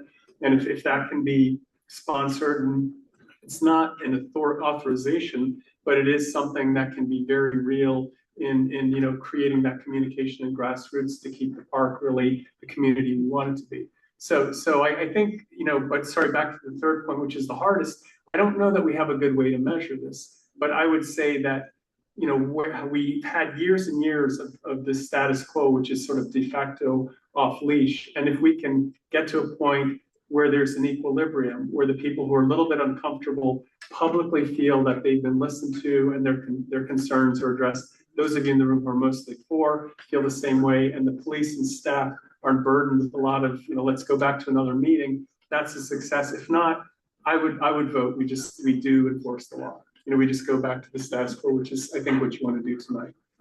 So who wants to put together a motion? Yeah. I'm happy. I don't know if we're done, but I'm happy to move this. Well, what are you moving? So I would move the staff recommendation with the modification that it's 6 months instead of 12 months. But the staff recommendation in the resolution is the entire park. Yes.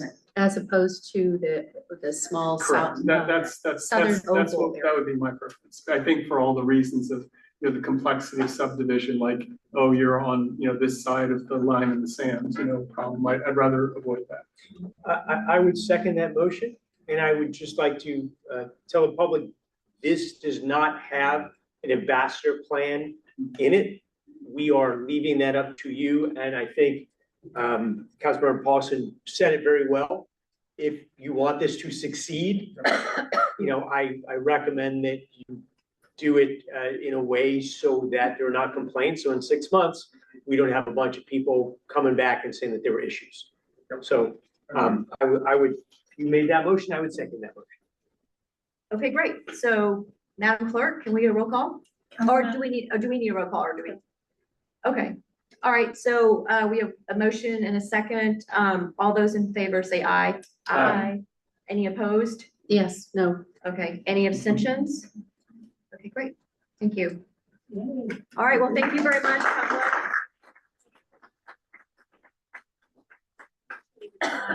Thank you. adjourn that meeting? Yes, all right, so we are going to adjourn the special meeting. I want to give them like 5. Yeah, we're gonna give people, yeah. Great, thank you.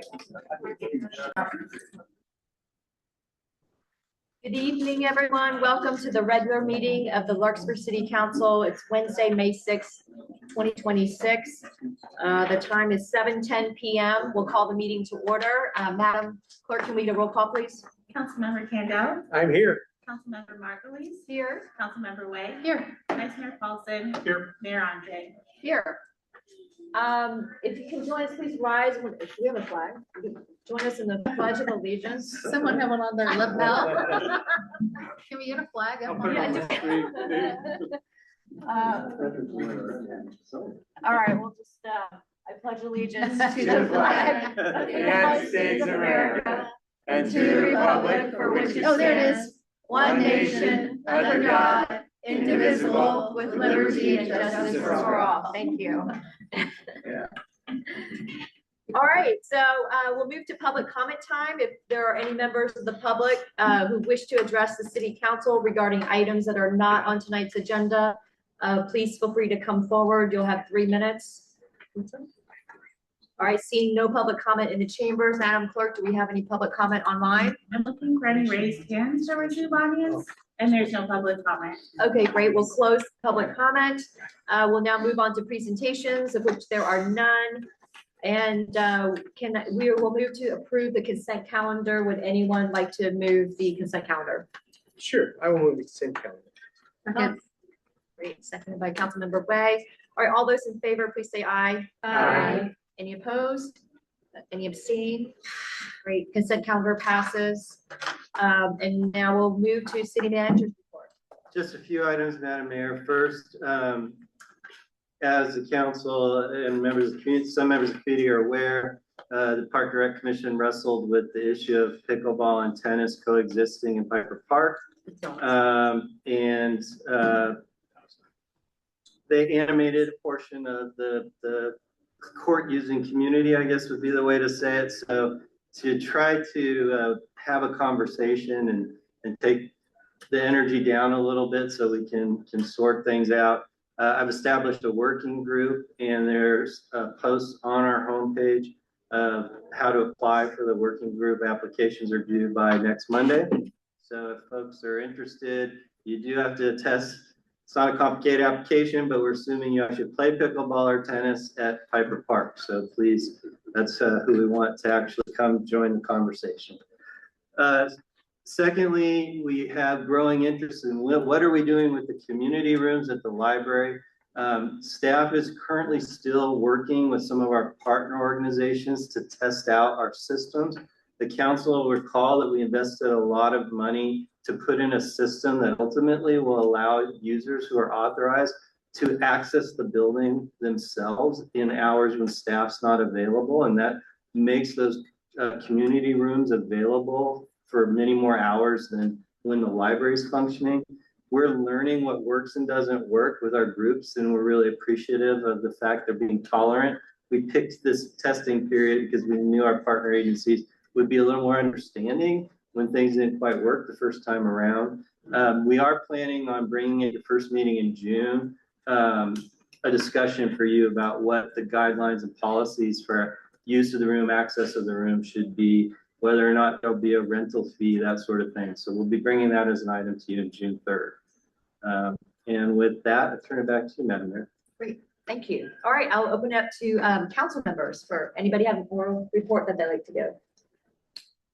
Just briefly, I was at the SMART meeting, and again, the ridership is really encouraging. They've had their record day. I think 7,000 people rode on one day.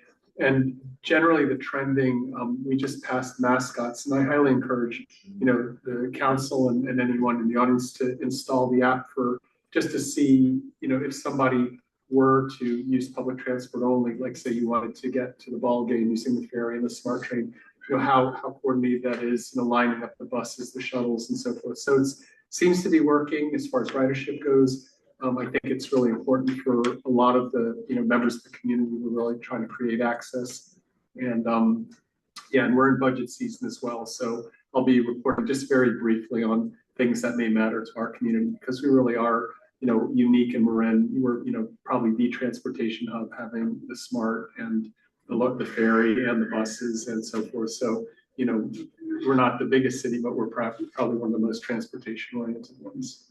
Great, thank you. Yes, Councilmember White. Saturday, I went to the Marin Wildfire Preparedness Public Forum, which was at Embassy Suites on Saturday morning. So, I'm on Marin Wildfire representing us. Took over from Gabe's esteemed role there. There was probably a couple of hundred people. It was a whole presentation of what's going to happen next with launching the renewal of this tax, which is a 10-year tax. But I would encourage everybody to look at the Marin Wildfire website. They've been really working hard at trying to get their dashboard up and running. And you can look specifically at where your neighborhood is, et cetera, and what vegetation management has been done, what they've spent the money on in the last 5 years. The second part is that inspections of homes is happening again. I just had mine inspected. In Central Marin Fire, we'll be going neighborhood by neighborhood. So keep an eye out in your mail, whether your neighborhood's going to be coming up. Great, thank you. Anything else? No? Okay. Councilman Campbell? Nothing. Councilmember Pardelis? Nothing. All right, well, I just want to make a quick announcement. You may have seen the communications go out about a potential farmer's market coming to downtown Larkspur. I'm very excited about this. I've been working with a couple of vendors. It's going to happen in the parking lot in front of the American Legion. We will not be closing off the entire parking lot. It's just 2 rows of parking, so cars can still park and get, in and out of that parking lot. There's been a ton of support for this. And I've also had different vendors reach out. So I think the community is very excited. I am hoping that we can come get everything together so that we can launch sometime in June to take advantage of all the peak season produce that's coming in. So it's very exciting. So stay tuned. And if you haven't taken the community survey, I highly encourage people to take the community survey just so you can let us know what days of the week and what type of produce and goods that you would be most likely to shop for at this farmer's market. Thank you. Okay.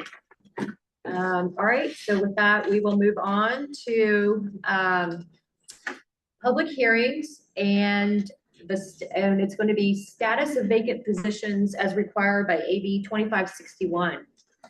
We get a staff report. Can. Great, thank you. Good evening, Madam Mayor, members of the City Council, members of the community. My name is Shannon O'Hare, and I'm the Assistant City Manager for the City of Larkspur. I'll keep this brief because we have quite a bit of business to conduct for the rest of this evening. Tonight, I am presenting the 2026 report on the city's progress regarding Assembly Bill 2561. As a reminder, for those who might not be following along on this item, AB 2561 is a state mandate that requires local government agencies to provide annual updates on their efforts to fill vacant positions in their organizations in the form of a public hearing. So here we are tonight. To comply with this requirement, here's a brief update of the city's current staffing and recruitment efforts. On the vacancy status, right now we have 3 openings in our organization. We have 33 full-time equivalent positions. All 3 of these openings are in the Larkspur Municipal Employees Associations unit, which just means that they all happen to be in our represented unit. That's a requirement of this bill, is that we call that out. These are the only openings we have at the moment, and we're actively recruiting for all of these positions, and we anticipate to have these roles filled in the summer or fall of 2026. In terms of recruitment and retention strategies, we have 2 of note to report out from this past fiscal year. The first is that in late 2025, early 2026, the city ratified a new memorandum of understanding with the Larkspur Municipal Employees Associations, which is a represented group again, and implemented updates to the outline of the salaries and benefits for the management unit. Both of these agreements provide compensation adjustments that improve our market competitiveness in the region. And the second thing to note is that we've also modernized our recruitment branding with enhanced graphic design and targeted marketing strategies to attract top talent in the field. On the flip side, in terms of challenges the city faces to recruitment and retention, the high cost of living in Marin, limited housing inventory, and lengthy commutes for many of our employees remains an ongoing challenge for us. We're not alone in this. This is faced by all of our neighbors in the public sector, as well as many private sector employers as well. It's not unique to Larkspur. And that's the conclusion of the oral staff report. I'm happy to answer any questions the council may have. We can open up the public hearing for any questions or comments from the community. Okay, great, thank you. All right, any questions from council members? Seeing none. All right, I'll open up to public comment. Anybody have any questions or public comment on this item? Seeing none in the chamber, Madam Clerk, any comments on Looking that? for any raised hands, so there's no public comment. Okay, great. We'll close public comment, bring it back to council. Any other discussion or questions? Great, thank you. Close this item. Thank you. Thank you very much. All right, so now we'll move on to preliminary fiscal year 2026-2027 budget. I'm assuming we're gonna have budget presentations by city staff. We actually change the order. I want to start with the library. Damon, you're going to be first, but join us. So, Madam Mayor, council members, it's been our practice for many years now to spread our budget process over 4 to 5 meetings so that we can take it in chunks and not have an exhausting day of budget analysis. As part of our process, we like to do department presentations that remind ourselves what we're trying to accomplish for the community. Because at the end of the day, we're stewards of quality of life, and our goal is to deliver the highest service levels, the highest quality of service that we can with the resources available to us. This year, I challenged the department heads to work with me to do an exercise that some of you saw an earlier version of, which was to take a qualitative look, a qualitative analysis of their department and the service levels that they provide, and give you a sense of where they feel their department lands on a scale. And then to give you some descriptors so you can kind of understand the way they think about services in their department. And we think this exercise is valuable because we still remain in a very uncertain economy, and we're still trying to keep everything running at a good level. And so this gives you a sense of what would it take to buy up a little bit to get more service, or am I okay with maybe scaling down in a particular area because I want to free up resources for something else? And that is your challenge when you deal with budgets. So this is meant tonight to give you a sense of what each of the departments listed thinks in terms of what we're doing now and what we could do with more resources. I'll preface this, resources for us is our people. It's pretty much people. Most of what we do in the city itself it requires just having more bodies, more brain power to make it happen. The other thing that we wanted to do is talk a little bit with you in these presentations about mandates, because sometimes we lose perspective or we need a good reminder of what we actually are required to do. And everything has mandates. So the community service departments are going to go first tonight. And there's no law that says you have to have a library. And there's no law that says you have to have a recreation department. So there's no legal mandate. But there's a societal mandate that you would provide community services. And so we're fulfilling sort of an expectation of the community, even if it's not a legal mandate. The other departments are going to talk a little bit about the actual challenges of remaining compliant with the law, because a lot of what the other departments deal with on a day-to-day basis is allocating resources to compliance. But I do want to also say before we get started, once you decide you have a library and once you decide you have a recreation department, you actually do then create legal mandates. So they are all required to be responders in the case that they observe child abuse. If they have any suspicion, the law says they're mandated to report that, and so that it can be looked into. And there's a whole host of laws around there. There are other rules and mandates that they have to follow because we've decided to provide this service. So I didn't have them emphasize that for the community services tonight, but I wanted to just generally make you aware of it. So we're gonna tag team. I'm gonna just open up and explain the exercise, and then Damon's going to then take over and he's gonna talk about how he thinks about his department, where he thinks he is on these different scales. And then he'll finish with a discussion about his accomplishments in the current fiscal year and goals for the next fiscal year, so that you have more information when we get into the numbers. And as a reminder, we will dive into preliminary numbers as part of your next meeting. Great. So you have a printout, hopefully at the dais for all of these presentations, and they all have this table in it. This is the table that I presented to the department heads, that we were going to use this 5-point or 5 descriptor scale to think about service levels. And I looked at different industry resources, public and private, who kind of go through these types of exercises. So I provided some verbiage about what we would expect in sort of a general sense for each of these different levels. Again, it's all qualitative. This is all meant to be art. This isn't, we didn't do this exercise to create quantitative comparisons between our departments or between other organizations. Okay, so I'm going to pass this to Damon, who's going to talk a little bit about what he would consider, for example, an ideal library operation. Okay, well, thank you. I'm Damon Hill, Library Director. And we'd start with the ideal. This is somewhat aspirational for us. I think a big thing with libraries and in Marin generally, and what we're hearing with the new library, are our open hours. And so within an ideal scenario, we would be open 7 days a week with evening hours. This is more similar to Mill Valley and how Bell Tip operate. We'd have, I think, higher range of technological services, and we'd have a robust and sustainable collection budget. We'd also have a lot of daily programs tailored to different age groups throughout the day, so people would always be coming in and out and have something engaging for them. And then we're actively collaborating as community partners. We're talking with local organizations, we're working with schools and figuring out how we can fit in. So that's the ideal. If you go down one step a little bit to an advanced, we kind of focus on hours there. You're probably going 6 days a week. Online offerings, just a little less.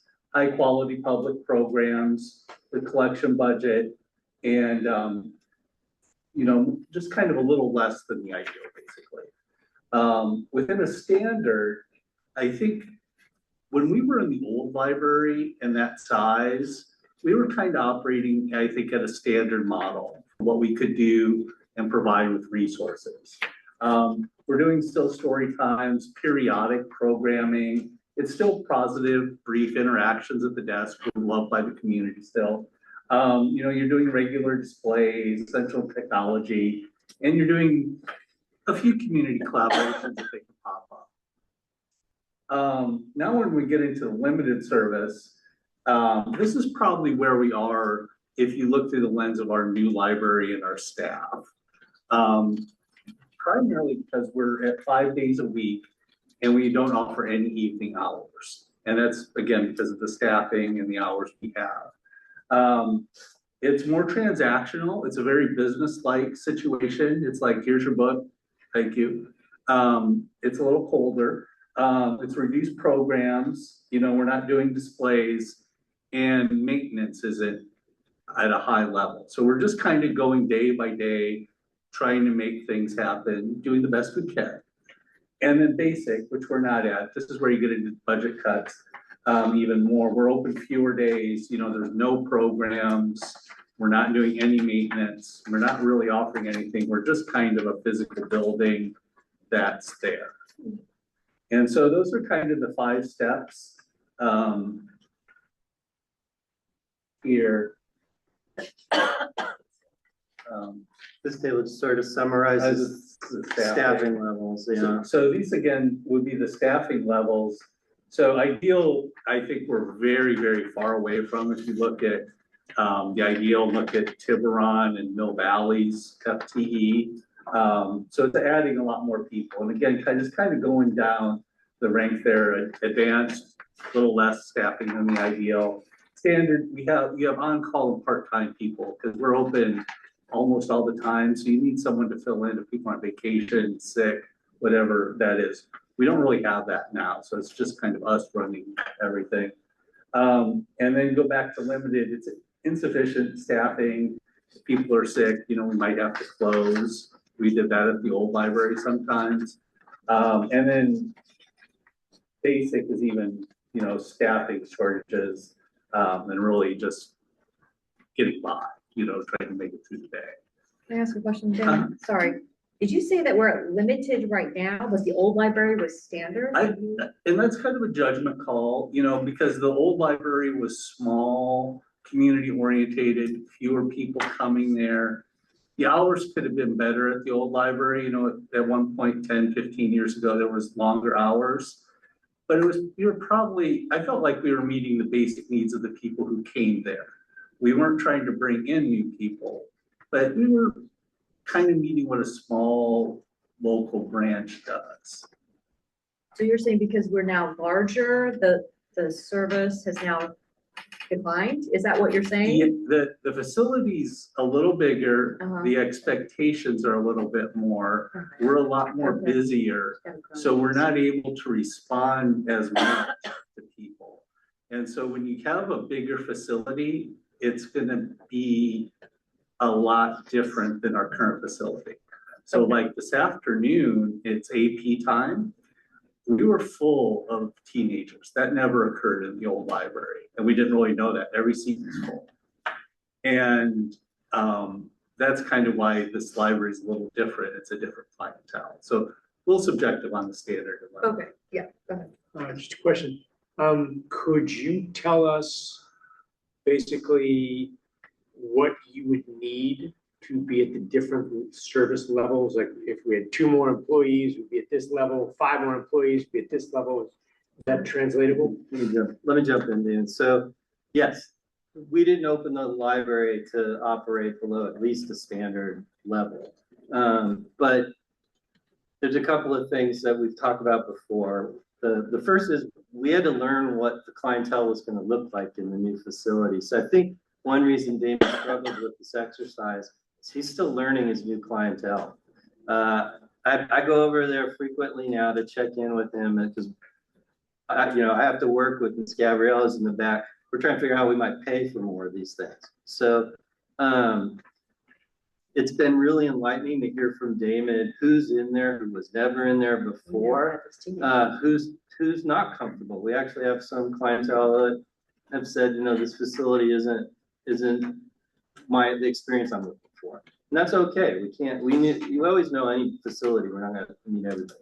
So we want to get to standard. And I think that has 2 components to it. The quick answer to you is he needs more people. So I have to try to figure out how I can propose with him to you a budget that gets him more people. But we want to be smarter than that. So I don't want to suddenly flood the library with 5 new employees without knowing what it is the community wants those 5 new employees to actually be doing.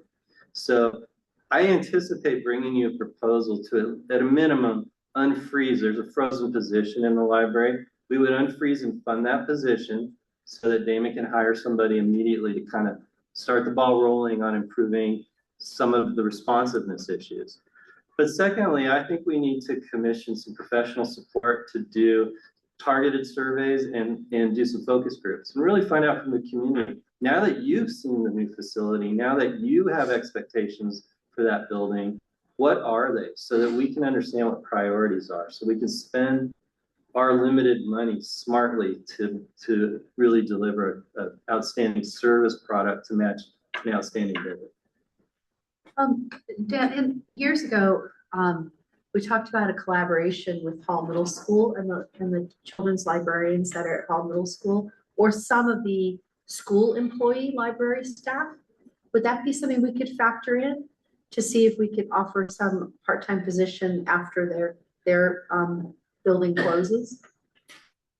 I'm not gonna say no, Okay. but there's a lot of complexities hiring part-time public employees from another Okay. organization, so.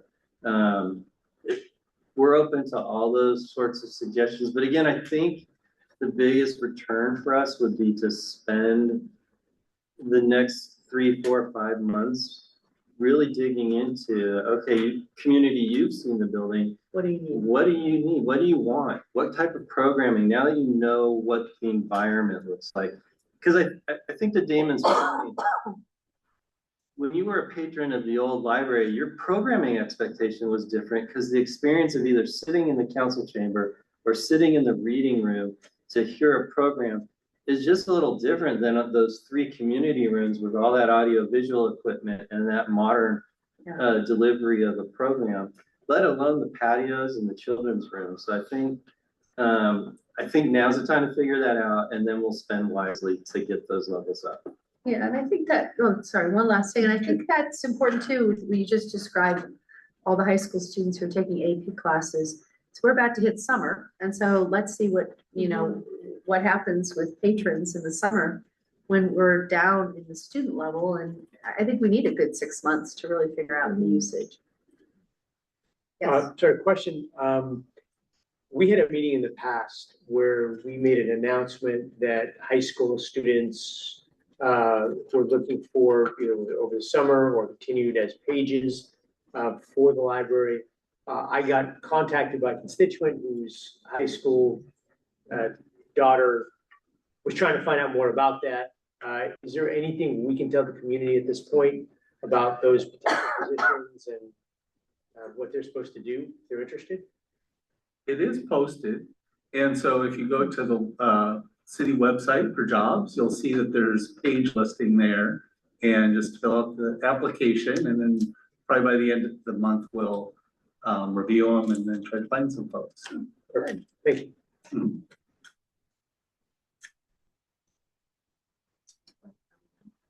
You're back on. Yeah, Okay. And so, but like I said, even though this basic and standard, that people do like the new facility is really great. The outdoor, it's also, a little downer there. And there's our limited star. So, again, I think we could get to standard, and I think it's just with people, and so I think that's kind of it with this stat. So I'll move on to the accomplishments and goals. Sorry, just one really quick question. What are our hours now? Right now, we're open Tuesday through Friday, 10 a.m. to 5 p.m. and Saturday, 10 to 3. Previously, we were open 11 to 6, and we moved it 10 to 5, thinking that would be a better time for older adults. And we found we were quiet in that 5 to 6 range. So we did a little experimentation, but we have the exact same hours we carried over. So I'm sorry, we're closed Sunday and Monday? Closed Sunday and Monday, yeah. And sorry. sorry, in San Rafael, Mill Valley, I think they're open 7 days, but they are not quite 8 hours a day. Is that right? Yeah, well, it's kind of wide ranging through the county, but like Mill Valley is open, or I'll use Corte Madera. Corte Madera is open 9 a.m. to 8 p.m. Monday through Thursday, and then Saturday and Sunday they're open. Saturday 10 to 5 and Sunday noon to 5. Mill Valley just announced they're going to open on Thursdays like 8 a.m. to 9 p.m. With foundation support. So most we're probably, except for the small like coastal West Marin branches, we're the only 5-day-a-week operation. Yeah. Because once you go over 5 days, you start to need more people because the workforce works 5 days. Sorry, go ahead. Oh, sorry, just a follow-up question. I know there had been some talk with the foundation about an endowment or something that was going to help us with funding moving forward. Are there any updates on how we're doing with that? Yeah, so I actually see that the president of the Commons Foundation is present in the audience. I imagine she might come to the podium at some point, but know, we have three groups that support us in different ways and have different resources. And I think it'll be important that we convene a meeting to understand given their different missions and their different memberships, how they want to be partners with us going forward. I am pleased to say we are discussing with Ann Morrison what the Commons Foundation long-term plan is and how they can be a partner for as long as that building's open, hopefully, which is hopefully way past all our lifetimes. You know, I think there'll be more to come when we have our sessions in 2 weeks and then the final budget as to what that number, if it's going to materialize, what that number would look like in the coming fiscal year. But I do anticipate, we had a very positive conversation, that some of the challenges that Damon's identified can be addressed with support from our funding partners. So I'm hearing that's not a topic for this evening, even though the president is here, we should save that for next meeting. I think so, because we're having these offline conversations and each of the different leaders of our three funding organizations have their own boards that they need to go talk to before they can make a commitment that I can formally present to you. Fair enough. And I'll just have a quick question. Oh, sorry. I'll make a quick comment on the hours. You know, it'd be great to have an additional day on Sunday, but also I feel like 5 p.m. really doesn't give the working set like the opportunity to go to the library during the week. And if school is out at like 3:30 for the high schoolers, I know many of them have after school sports and things. They don't really have a place to go to study like after 5 p.m. So I would just hope that you consider extending the hours as well as adding an hour on the weekend. That would be just to allow a greater number, a greater diversity of people to use the library. So I think that speaks again to, well, I think we may have some staff discussion about some pilot trials of different tweaks of the hours. That investment may be in getting somebody to help us pull the community, because I think in the slightly more than a month that the building's been fully operational, I've had probably 50 different suggestions about what the hours ought to be at the library, right? So depending on when you want to be there, and if it's not open, that's when you want it to be open. And so Now you have 51. So, you know, that one of the purposes of that effort would be to really start to understand. And then as Damon mentioned, we then would use real life data to figure out what to do going forward. So the library over the years in the old building played with its hours quite a bit, because we would notice, well, we're paying people, we're paying for more staff to be in the building than patrons are in the building, when we used to sometimes be open as late as 8 o'clock. And so that didn't make sense, right? You're spending money so our staff can hang out. And so we changed the hours to try to address different crowds. And then unfortunately, the 5 days a week is also partly a legacy of COVID. You know, we had to scale down our staff in COVID and just trying to build back and recover that. But that's actually been goal one, is to get back to 6 days a week. And which data is a discussion, right? Great, thank you. I just had one question. You mentioned there was previously a position that was frozen and that you were recommending that we restaff that position. Was that position for a full librarian, or what is the role of that position? Because it seems to me that perhaps we might need more of an administrative person to manage like an aspect of the community center part of the library, but not necessarily a fully staffed librarian. So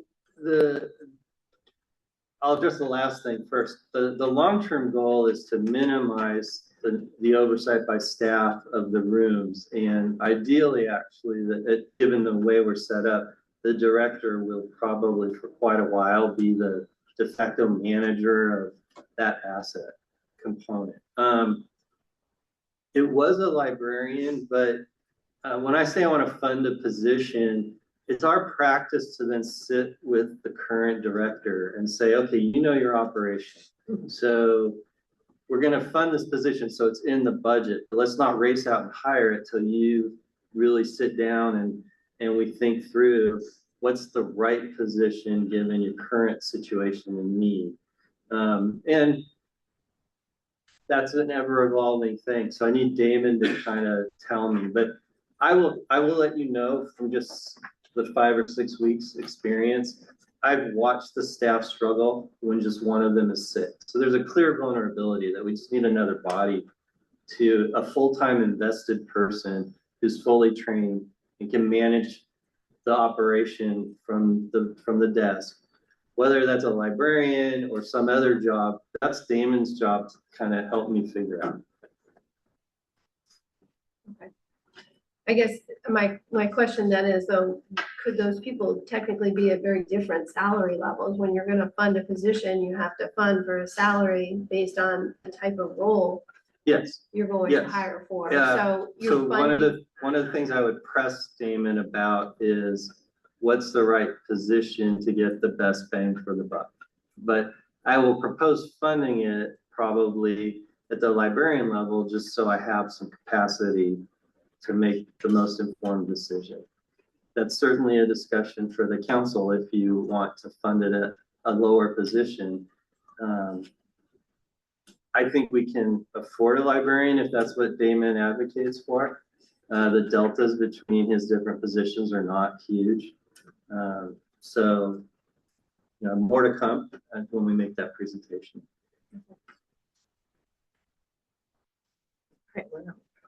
So I think you're doing your Not done with the accomplishments. So the accomplishments are more like from the library, the old library. And I think I just wanted to highlight one. We lost our book vendor and they process all the books. And so what that meant is each time we get a book, it takes staff about 15 minutes to make it ready for the shelf. And so last year it was just a big, huge change. So it wasn't a big public thing, but our staff, it was a lot of internal work. I just wanted to highlight that because all our staff right now are working very hard and they're great people. So I just want to give kudos. The other thing to note is our circulation grew 2.8%. Only one other library in Marin did the circulation grow. Sausalito grew at 1%. All the others dipped down. So we're actually a reading, vibrant community. And that's just wonderful, but it also adds to the work a little bit. We also had 101 programs I wanted to highlight, and that's, you know, getting ready to move and everything. So that was a good year in programming. And then we worked on some staffing improvements. And then obviously the big thing was getting ready to move and prepare for the new library operation, which I think we did successfully. So those are all accomplishments more for the old library. And so the exciting part though is going into this new library and we have some new goals. So the biggest goal we want to do is optimize the use of the new library facility. And part of this is just going to be in the facility, talking to people, figuring out how it flows, how it goes. This didn't work well, this did work well. And so we're doing a lot of experimentation right now. So we have individual study rooms people can check out for an hour a day. And so we just optimized how that worked. And we kind of went through, this didn't work, this did work. And that went well. The one thing we really want, I also would like to do, and this is if we could get more people, is strengthen community engagement through diverse programming. So we realize we can't do it all, and libraries really are evolving to developing community partnerships, and we're kind of the hub of people. So we don't want to always put on every program. We want to find people who can do programs. So for instance, we're talking about, I've talked with 3 different people about potential programs for older adults that they could put on, we could support, figuring out if it's the right match for both of us. And so that our older adults have a community opportunity. Our children's librarian tonight went to Neil Cummings School for their literacy. So we're trying to make inroads with different groups and figuring out how we can fit inviting them in and supporting them. And so I think that's going to be a big part of what we do during the next year's talking with groups and collaboration. And then also, since we are a little under-resourced in some ways, I want to enhance operational efficiencies and service deliveries. So there's things we can do like encourage people to check out books up by themselves. There's other ways we can have computers help us manage the room. We were doing the rooms by hand. Now people just put their phone up there. They reserve the room. They can see the schedule. We're not involved in a lot of the routine tasks. So we want to figure out how can we optimize it. It takes a little while to come up with systems, but anything that's repetitive, we want to get a system and make it optimized. So we're not spending our time doing that. So those are our big three goals, I think, for this year. And just hearing what the community says about the new library and making it a welcoming place. Just chime in. We are all still learning, and I've learned a lot from Damon in the last 3 months about libraries. I just wanted to share the other thing from what he said is we're still learning what software and technology exists to lower our staff time, lower that need to spend on staff. I've listened to so many pitches over the years for software, and I have to tell you, this pitch that Damon and I sat through for software to manage rooms and program attendance at a library, when it finished, I told them, this is the most clear, this is the clearest, most direct, and easy to understand presentation I've ever had about software. And she said, that's because this is the only piece of software we do. It runs libraries. That's all we do. And it's very impressive. And that's what Damon's talking about. And we got very worried that we would need to provide some iPads or some other way for people to check out the rooms. And we're learning the new patrons, they all bring their own devices. Seeing a QR code, everybody knows exactly what to do. So we probably won't even need to buy some technology that we thought we need to buy because our patrons are taking care of that need on their own. And if you don't bring technology, you go to the desk and get help. So it's not that we won't help you. With that, any more questions for Damon? We're available for me. I just had one. Today's Dick Spotswood article did a shout out to us. Did you see that? I saw that, yeah. So the quality of a town's library reveals much about values held by its citizenry. Larkspur's new library and community center at Rose Lane near Doherty represents a civic commitment to literacy. In addition to a marvelous children's reading room, the library has a teen center where older kids can hang out, access computers, do homework, or enjoy a book. And you're quoted in here next. I'm not going to read that part. Okay, you can read your own book. But it does shout out to the Commons Foundation and the Larkspur Library Foundation leading a public-private fundraising effort, which is creating this new building is an example of a civil society. Oh, great. Yay. Larkspur. Wonderful. Thank you for sharing. And thank you, Damon. Yeah, it seems like, thank you for the presentation, but also it feels, you certainly bring a lot of expertise and experience from Marin County libraries and all of our, the surrounding jurisdictions of their libraries. And so thank you for that. And hopefully we can just incorporate the best of in our new library and how we can improve efficiencies, but also improve the diversity of services to our community. I think it's really exciting. I've heard just really nonstop, actually, positive comments about our new library. It's great. And the system on the keypad works amazing. We're almost there. We're almost ready to open it up properly. Okay. Getting a few more kinks out, but it's an impressive system. We're really pleased about it. And in fact, you mentioned the school district. They've been one of our more active partners testing using the rooms in the early hours. It's been working pretty well. And they were very tolerant when they opened the doors and discovered the alarms were all going off. Not because they had set them, they were already going off, but so we had to figure out what happened that day. And then I do want to emphasize, we're not infallible, and we've been getting wonderful feedback from the community about, hey, have you thought about this? Or I'm a little concerned about that. Please keep those comments coming because, in fact, we're making some safety changes based on feedback we got. And, we're trained and we have people who are trained to look at safety issues around the building. And in a couple of these cases, just hadn't occurred to us. And we just took one member of the public saying, did you ever think about this? To go, oh, we did not. And that is a real concern. So please, encourage people to keep telling us their feedback. Thank you. Thank you. Thank you, Damon. All right, All right, let's bring Nick up. who's next? All right, Nick.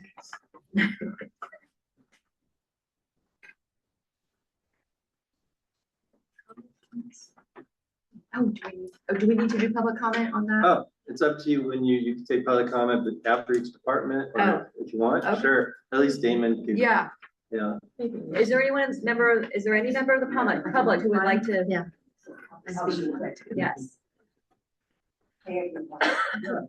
I'm mainly here, the Commons Foundation, to support Damon, who's doing just a great job. It is such a beautiful building and we're very excited to keep it vibrant and sought after. So the Commons Foundation is working very closely with the Friends of the library. And I just wanted to know, when it comes to the 6.5 million that we handed over, under 300,000 of that was from the nonprofits library, the Library Foundation and the Friends. The rest of that money came from donors, individual donors, who are very excited to have this building being built. Right now, we are raising funds to keep the library hours open more so if that's possible, along with enrichment programs. We have many, many donors who want to continue giving, which they are, to make sure this is a vibrant, thriving library. So I just want to make sure that Damon has our back. He gave me his wish list, met with Dan and Damon and Shannon, and we really had a great conversation. And as maybe a month or so, we can talk about, value, the amount that we're giving to the library on a yearly basis, and it's all really good. So you have a lot of support to keep the library just doing its best and to support Damon and his wish list. I just wanted to share. Thank you, Anne. Thank you so much. Great. Any members of the public online? There's no public comment online. Okay, great. All right. And then we'll move on to recreation.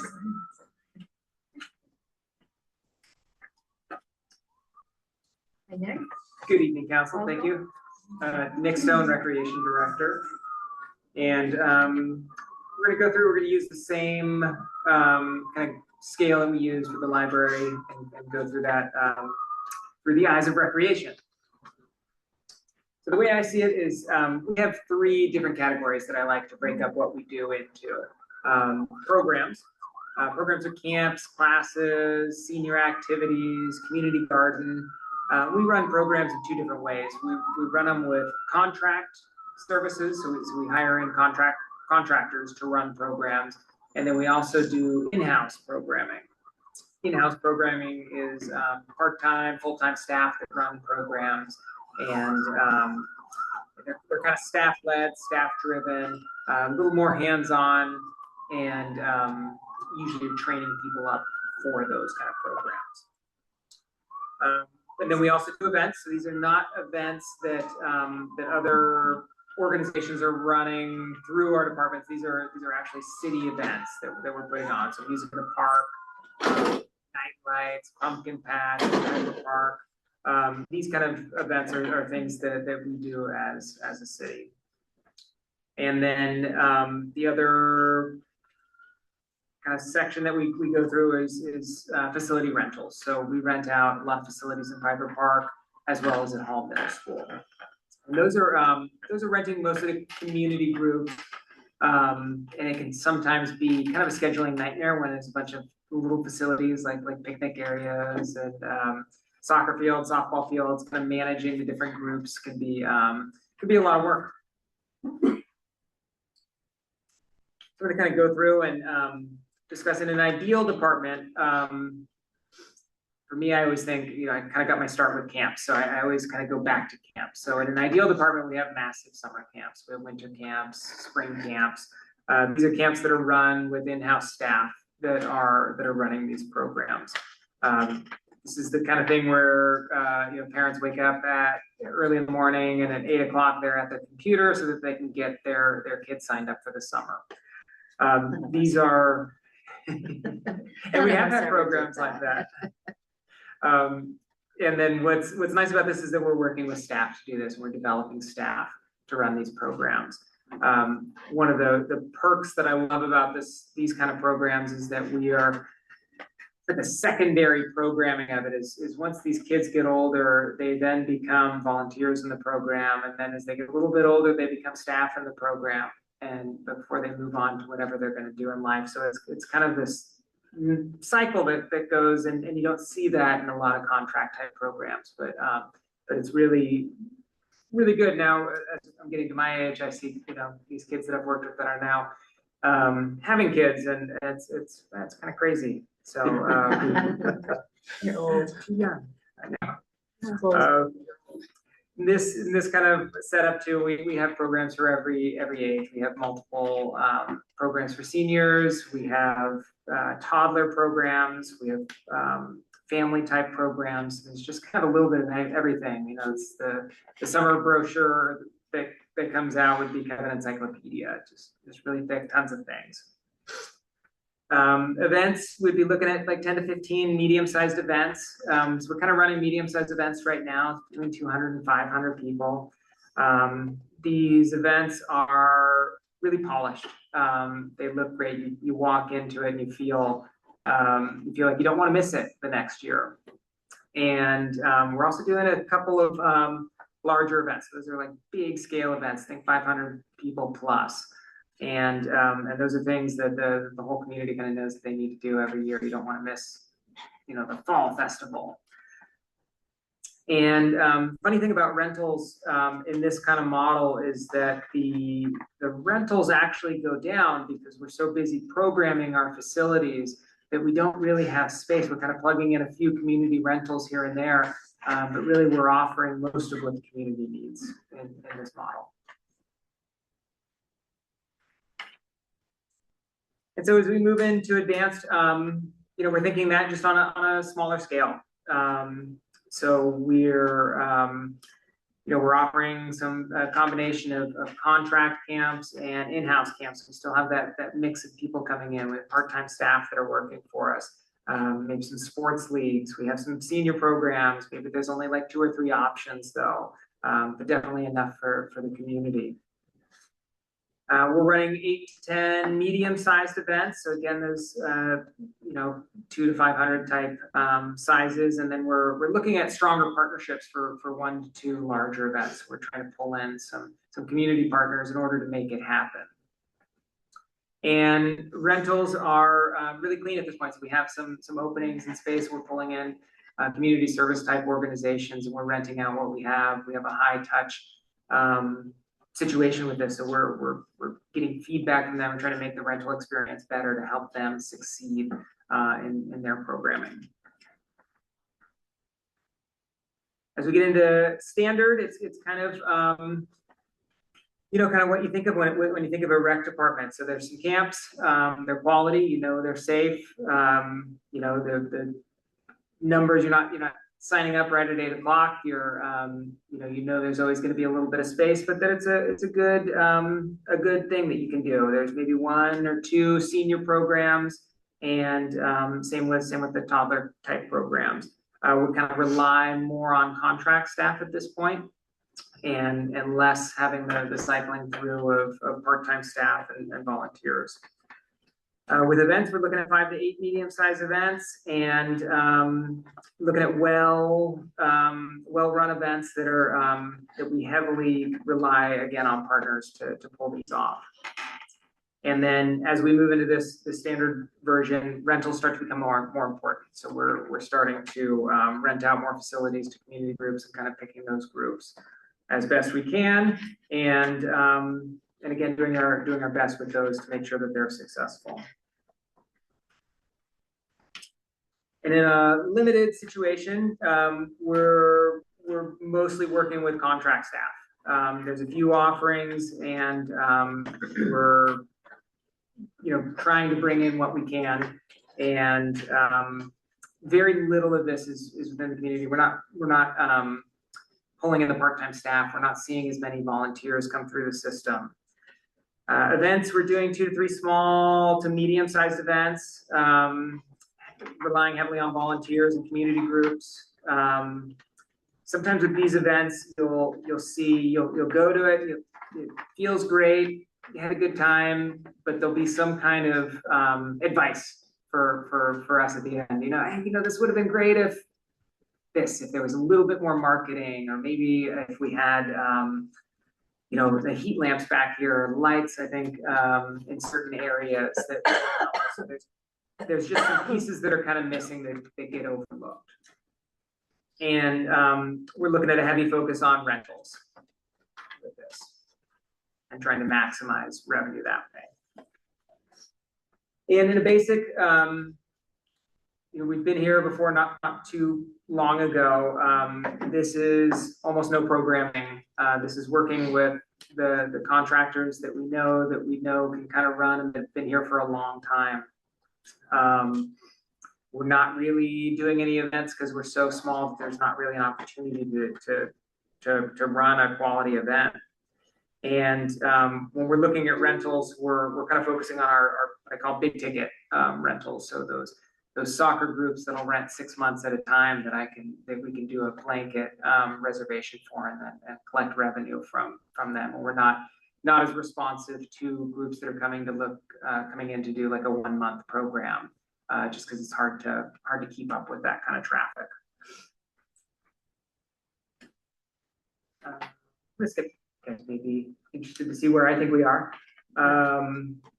So I kind of feel I don't feel like we're at limited right now. I feel like we're doing a pretty good job in some aspects. And I feel like we're kind of rising up to the standard level right now. So when I think about this and when I place this star, I kind of thought about our events. We're doing some really good events, I think. We're getting some really good numbers. But we are getting those comments. It would be better if we had just this or just that. So I think that we're really getting close there. But on the flip side, our programming is a little bit down, and we're working to getting back up with that. I'm gonna go back really quick. Staffing wise, we look at numbers. This is kind of what it would take to get to these levels. And going through, you may not be familiar with these positions, but director position would be my position. Assistant director would be just below me, helping to kind of coordinate activities and supervisor staff. Supervisors, it's actually what I started doing when we started here. So it's kind of a position that's well-versed in recreation and maybe oversees some coordinator levels. But as somebody that has been in the system and kind of understands the system for a few years. Coordinators kind of new to the position and learning how to do things, and they oversee some programs, and there's a learning curve for coordinators. And seasonal part-time staff, camp staff, building attendants, stuff like that.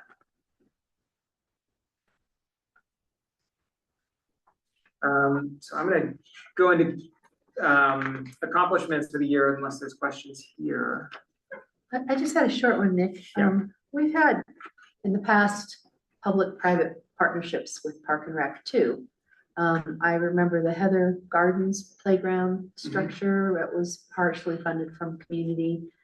Out at the old Serenity, they did a playground there. Do you see any opportunities for us to support more of that, encouraging a public-private partnership for enhancements to the park?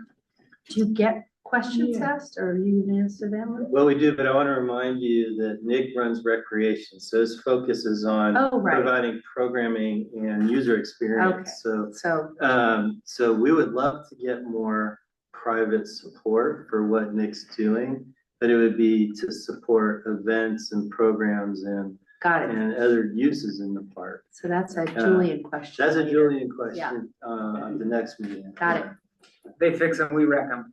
I got a question. Can you explain your relationship with the Chamber of Commerce when they put an event on in the park, like a Battle of the Bands, or, I don't know if you have any role in the wine stroll? I mean, what does that relationship look like? Yeah, perfect. So, so with the Chamber of Commerce, I have nothing to do with the wine stroll. I believe they work through Public Works to get encroachment permits for that. For Battle of the Bands, we put together and approved a park special event policy, specifically because of this event. So it's pretty much a rental. So I'm helping, figure out setup and stuff like that, but this is a chamber event that's happening. So they're just like any other vendor, they're just paying for the space and they're just dealing with it. Exactly. And we passed that policy not too long ago, like 2 months ago, right? Yeah. Yeah. So, you know, I'm there to help. So I want to make sure that they're successful. If they're going to be doing you know, an event that scale in the park, I want to make sure they're successful and things are safe. So I am hands-on in that sense, but not necessarily helping to plan it. All right, another question. For other events that you guys put on, whether it's the music series or, I don't know, Easter eggs, I mean, there are lots of events that you guys do. Can you share some of the feedback, like it can only be better if, so we kind of know what you need to get to the next level? Yeah, absolutely. Everything's kind of different. So one of the things we hear a lot is, oh, I wish, you know, we had heard about it better. So that's kind of like the marketing side of it. Are we really canvassing town? You know, Commissioner Friedel and I talked earlier about getting posters in every single window downtown. So the posters are on order. But it's those little things that are missed. Oh, I wish there were, I wish we, you know, the egg hunt that we were able to expand into this area. When I was with Dan Schwartz at the Cocoa night where we had the trackless train, you know, we set up this, everybody came, it was great. But I hadn't thought about, you know, electrical cords running through the line. I didn't think the line would get that long. So it's little things like providing the light or maybe heat lamps. I think I had music going on my Bluetooth from home, and whenever I would walk away to get something, it would cut off. Little things, right? So it was a success. The train was great. The lights were on. But there's little things that could be done that could make it a little bit better. Is there anything you need from us as far as you're putting signs up? Do you have a marketing budget? You know, I mean, yeah. Sorry to interrupt. Yeah. I was going to mention, we will ask the same people that we want to get proposals to do polling and focus groups for the library. I don't think it'll cost much more to also do it simultaneously for recreation. And I think it'll get to what you're asking, even though I think Nick has a lot of understanding from his users. We don't know what folks would say who maybe don't get to touch Nick and tell him on a regular basis what they wrong words. Wrong words. Interact. When legal counsel is shaking his head, wrong word. But I think we'll ask for solicitation to do the same, because I think it'll really helpfully inform what you're talking about. I do know that Nick probably mentions to me 6 times a year that he really needs somebody to do some form of event planning if we're gonna take that up a notch. So that's probably something we'll keep talking about, and as we figure out how to make more capacity in his budget, that's probably an early target area. Because I think every one of you's told me what we've been doing is well received. Can we do more? And we would like to do that. I'd also just like to make one comment, because Vice Mayor Paulson and I did do some interviewing of the commissioners last week, and what came up was, I think, please leverage your commissioners. I think they would like to do more. And I think some of them have ideas and they just don't know what the implementation is, or how to, you know, get buy-in for their ideas. And so, and Jean Friedel's here, and I would just encourage you to leverage your commissioners, and they probably have connections, ideas. They probably would volunteer to help, you know, put some of these events together and some of the programming. So that's what I heard from, you know, when I was talking to the parks and rec commissioners. Perfect. Yeah. And then besides that, I would just say, yeah, come to the events. Yeah. Bring your friends.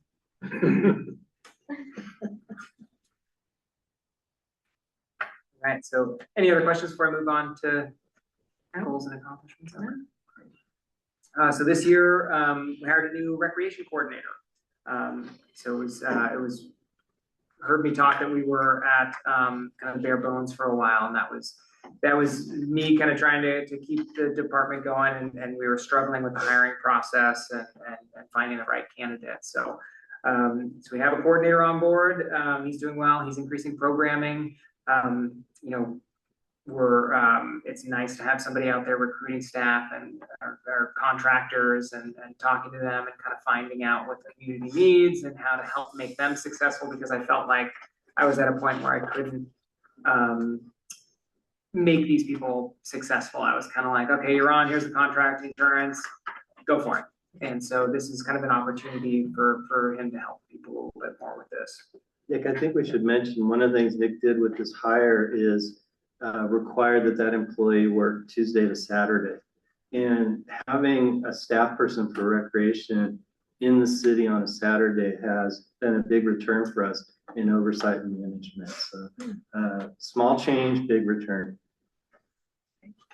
It's nice having eyes on the park on Saturday, and I think people are surprised sometimes when they can get help on a Saturday. One of the things that I'm most proud of, but I think it goes, I want to say it goes unrecognized a lot, but getting the teen and tween volunteers at these events and with these programs, I think is really something that I want to bring up. It's so cool to be at an egg hunt and have 30 kids in yellow vests that go around and they help keep the kids back behind the lines. They're talking to parents.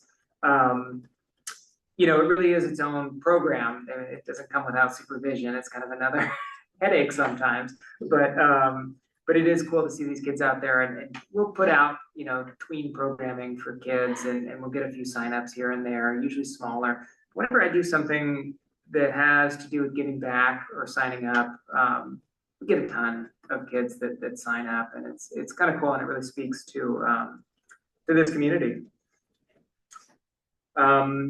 This year, we also expanded some of our events, made them a little bit bigger. You guys saw the train that was at Night Lights. I think that really added it. We were kind of struggling to put on those big events at the Night Lights events. We had the hot cocoa, and we get a few people coming and kind of trickling in and out. But having a trackless train, I think, kind of exceeded our expectations. So I think we've inadvertently created a new tradition in Larkspur. So very excited to make it even better next year.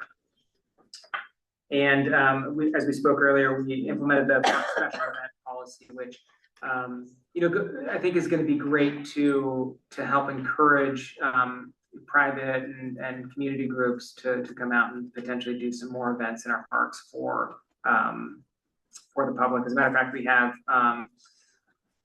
one of the yoga studios right down here did a trial yoga class in Niven Park in April. So doesn't quite fall into the special events because it's not huge, but it's just nice to have these groups doing other things for the community and in our parks.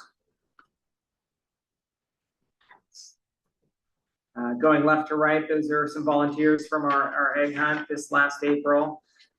In the center, the train and the trees, and off to the right, kind of a cool picture of all. There's probably 400 kids with flashlights out in Piper Park with the Greenberry Hills behind it. A lot of fun.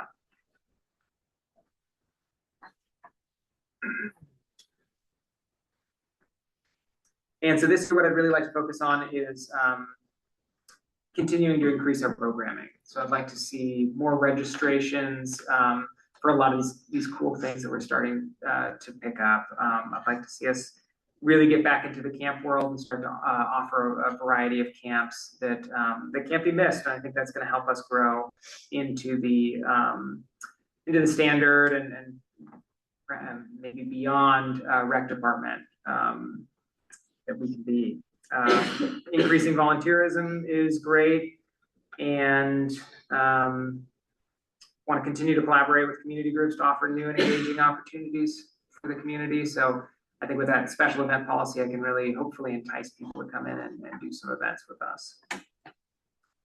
And we're also going to be working with Public Works this year to update the basketball courts and pathways at Greenbrae School Park, improve the fencing and dugouts at the Piper Park softball fields. And actually, girls softball had a great presentation at the last Park and Rec Commission meeting. If you guys saw it, they're got a great group of volunteers right now and a lot of excitement heading into this year. And I'd like to resurface the tennis and pickleball courts at Piper and Centennial, and then work with DPW to configure the new recreation center at Piper. I think that's going to be well received in the community. I'm excited to start programming it. So I'm assuming the resurfacing of the pickleball tennis courts is going to be after some resolution is made of which will be pickleball. That is correct. Tennis. Okay. That's the aspiration. Okay. And there'll be an ambassador program so that everybody will get along. And they'll have vests and hats. One thing I would like to underscore that's true throughout all these presentations, but particularly highlight it in Nick's case, because there's been times where in the last year, in the last 2 years, he's the only staff person. All your directors, all your department heads are working managers. They do analytical work, they do hands-on work, they do field work, they clean things up. That's not true in every city. And if we were running ideal, a big theme here is managers would be managers, but we don't have that luxury, and that's okay. We accept that. If you come to work for Larkspur, I tell you, you're a working manager. Miss Gabrielle is the accountant, while also being the finance director and wearing 4 other hats. So it's just what happens. But I want to acknowledge Nick's gone through a pretty rough stretch where he hasn't even had frontline staff to support him. So now that he has somebody, I'm hoping it frees up a little more capacity for strategic planning, because that's what we really need to do in rec.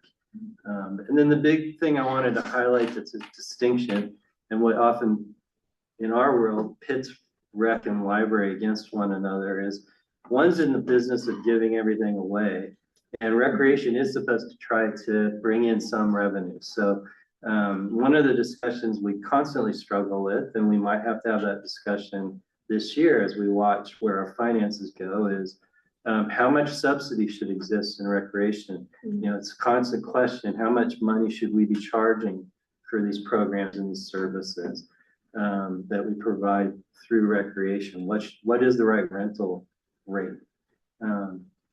And we struggle with that all the time. And it's a balance, not just of what our community is willing to spend, but also what's appropriate when we look around at all the other communities around us. So, I really want to acknowledge, particularly for Nick, that I appreciate he's had to wear about 6 hats within his own department this last year. Superman Nick Stone. Yes, Thank you, Nick. We did buy him a little electric cart. That was his reward. He's very proud of his electric cart. Oh, yeah, the golf cart. I see it. I just wanted to ask if there's a way for our programs that we could really collect more data and usage data in particular, so that we can make data-informed decisions about where we're spending the money in the parks and rec area. I just feel like that's something that hasn't been forthcoming, or we haven't had really good data to make decisions from. And if we're creating these programs and these events, it seems that we should be able to know exactly how many number of people are coming, how often the park picnic tables are getting rented, how often the courts are being used, just how can we get more information about the data of the usage and the rentals, and where can we gather that so we can try to make more data-informed decisions? If I could answer a little bit, though, for example, I could suspect that one thing driving your comment is the challenge of the recent uproar about pickleball and tennis. We have great data about tennis because tennis rents. So we actually do have data because through charging them, we kind of understand who's using it, when they're using it, why they're using it. We don't know about people who come to just do open play. The hard part with pickleball is we don't have that relationship. It's just an asset out there for people to use. So the only way to get data would be to pay somebody to stand out there and actually take tallies. So we could do that sort of thing, but we've never planned for that or programmed it, that cost. Just for the other stuff, like, your theater program and how many Anything walkers that there we are. have a rental relationship with, we have great data. Yeah, so we could start to show that all to you.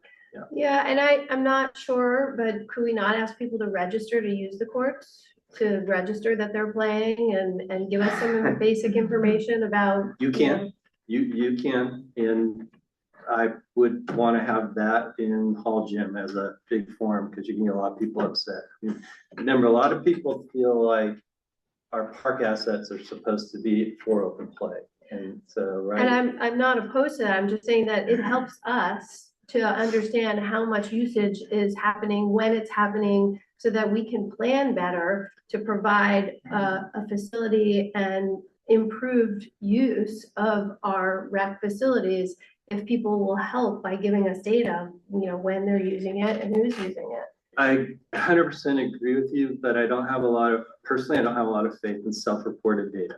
So if you really want to do true data-driven decision-making, it has to be managed. And so we would want, if you really want to know, we need to pay somebody to be out there for periods of time and actually count. With modern technology, couldn't you just put a camera up there and have AI just count the number of people? Probably, again, we probably could do that, but we might find ourselves in a large room with a lot of angry people. Because there's a camera. We'll get one of those flock cameras. Nobody has controversy about those.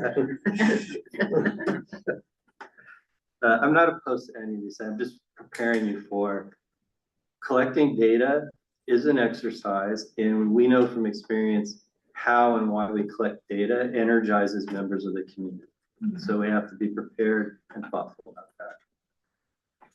that. Okay, next. Okay. Thank you. Thank you. Thank you, Nick. All right. Open up to public comment. Anybody any members of the public would like to make public comment? Anybody online, Madam Clerk? There are no raised hands. Okay, great. Thank you, Director Nickstone. Nickstone does sound like a superhero. Oh, yeah. Peter Parker. Or wrestling. No, The magnificent Nickstone. A romance novel character. You don't have to put the shirt. Okay. All Well, right. the good news is the next presentation covers a whole bunch of functions crammed together under one umbrella. So we'll try to get through that. So we're now going to do the administration department. So we've chosen over the years to describe the administration department as one umbrella, but it does cover a lot of functions. And in a lot of org charts, those would all be separated out. But we're small, and why we use this umbrella is the managers that are present today. We're a pretty tight team solving a lot of problems collaboratively. So it makes sense to treat us as one department. We're also going to take you through the matrix. I'll probably try to go a little faster for you because I think you probably know this department a little better in a lot of respects. But just to remind you and the public, so they're really, I didn't include the city attorney, sort of off to the side. He's your direct employee. But within the administration department, we think of the city manager's office, the city clerk's office, and then our finance or administrative services function as kind of our three prongs of our department. And you can see there, we cover a whole host of administrative tasks through those different departments. And I'll talk a little later about different mandates that require us to do many of these things. What I would first say though is if we were to open the org charts of every Marin city, the way the administration is structured is just very different, because a lot of times the council does allow the manager some latitude to build an administrative structure to achieve the goals of the community in the best way the city manager feels can be done. And I'm very grateful that over the years you've allowed me to shape this operation in a way that feels very efficient to meet different requirements that we have and be sure that we're providing you with everything you need to make the decisions that you make. So you know, ideally, if we're running our administration department well, everything's clicking, everything's super responsive. All our decision-making has quick turnarounds, our communication and engagement are, you know, off the charts, highly received. Our accounting and budgeting is always clean, it's transparent, always very clear. All our policies are always up to date. And all the special assignments and initiatives, particularly ones coming from the council, are easy for us to take on. We have the resources, we have the capacity to take those on. Someday will maybe be an ideal administration. You know, I'm proud of what we do, but I acknowledge we could always be better. In the advanced level, you're just sort of scaling it down a little bit. We're still running a well-oiled machine. Everything is clean and compliant, but maybe we're not quite as quick on our turnarounds. But everything's getting done, the public's satisfied, the council's satisfied. You know, where we start to get into standard is where we start to say, okay, we're still fully compliant, we're doing everything we need to do, but when the council wants us to take on a new task, that's actually a pause while we sort of sort out how in the world are we gonna give you a good product on what you want, but still get the day-to-day operations in our department done. We pull it off, but it does sometimes require us to slow down other procedures, and maybe we shift some of our standards from excellence to compliance in order to move along. When we start to have a more limited operation, which I'm glad to say I don't think we've ever really been in this category for administration in Larkspur, you know, we know internally that we're getting everything done, but the public's really unclear about what in the world we're doing at the time. And so you're just hoping for trust.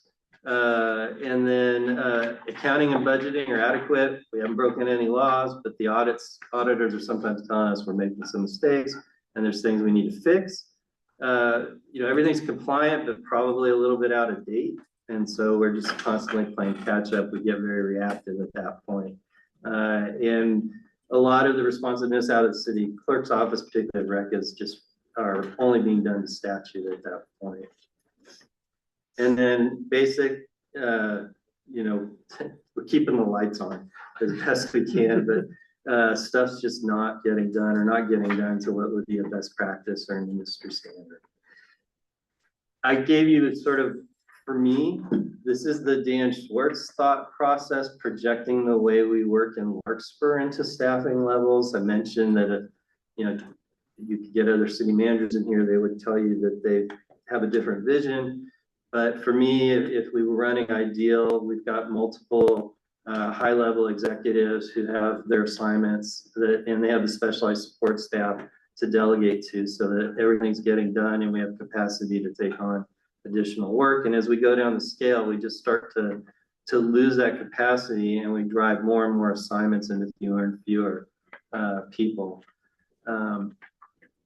Again, I want to emphasize, we use a working manager model, and that includes me. As you know, I still regret it, but I was your primary analyst for reg control, and I have a lot of information in my head that I'll probably never go away. But you know, that's just the way it is. We all have to sometimes pitch in and you know, move down the pyramid and take care of some tasks so they get done. But generally, right now, I think our staffing levels are pretty strong in the administration. But I do feel compelled to note one thing, which you hear every year from the auditor, which is we probably need another person in our finance operation to actually become fully compliant with industry standards and best practices around checks and balances. Because you'll often hear the auditors say, you have a super user and you're not supposed to have a super user. And that's because our director has a lot of authority where if we didn't have confidence in her ethical boundaries, you know, we don't necessarily have the systematic checks and balances that the auditor would like to see.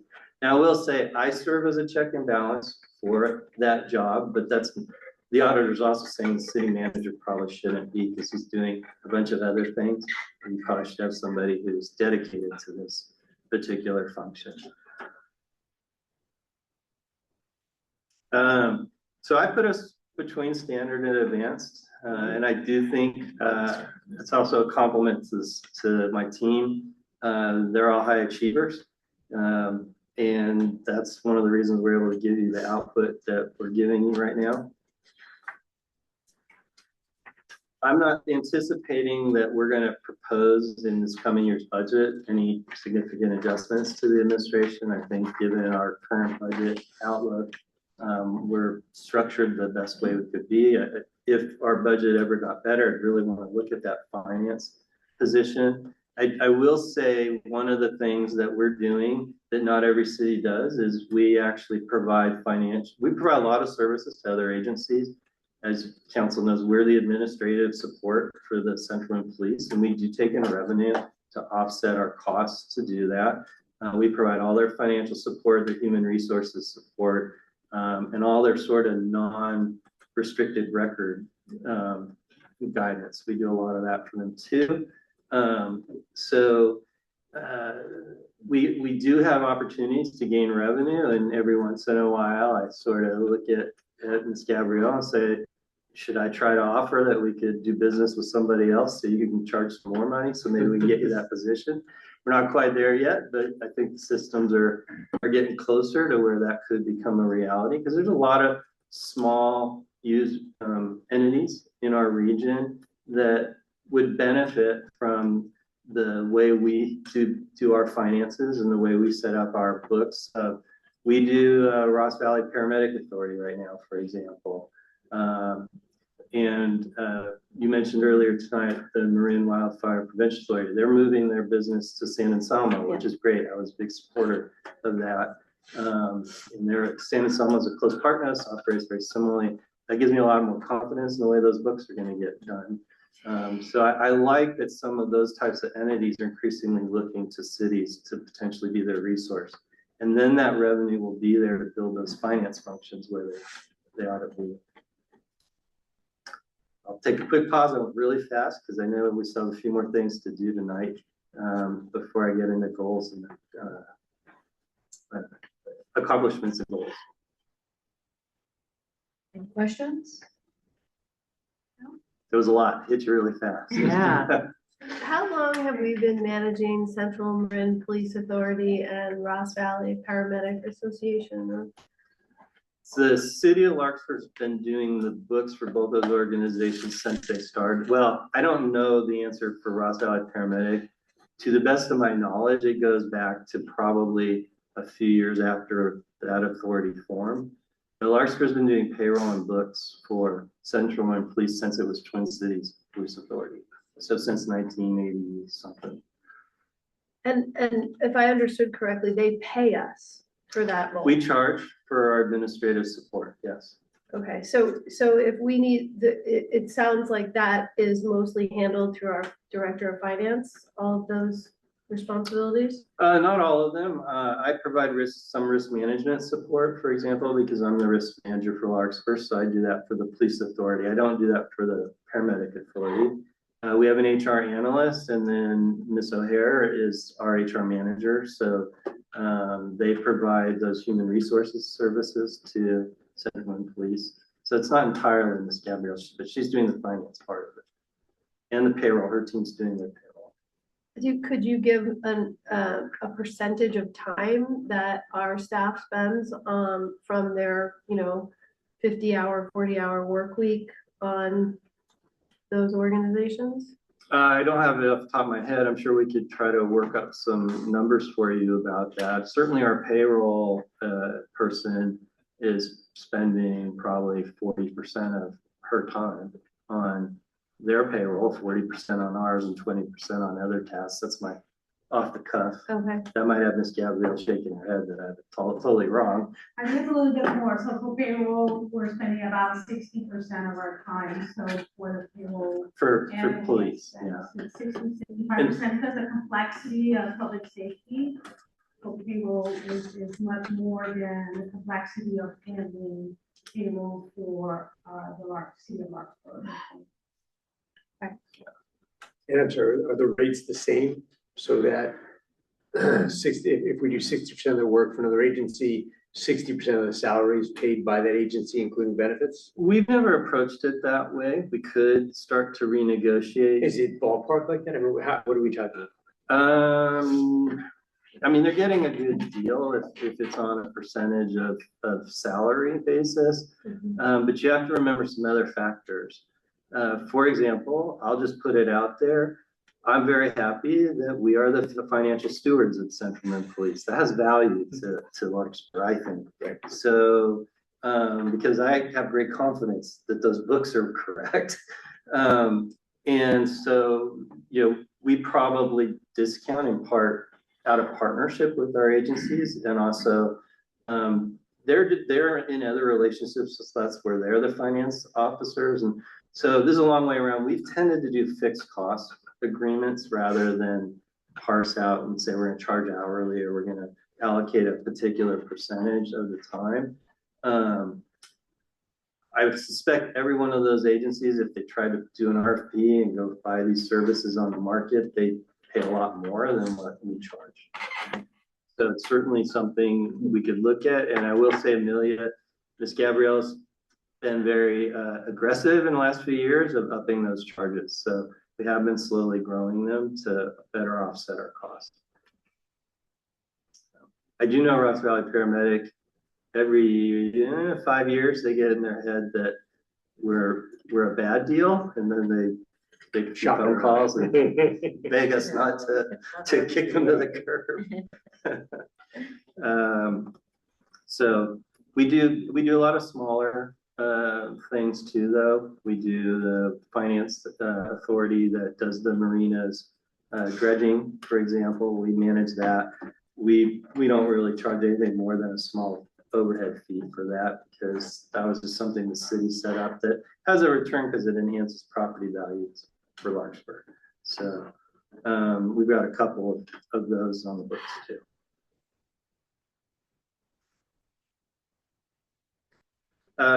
So maybe I'll transition to accomplishments.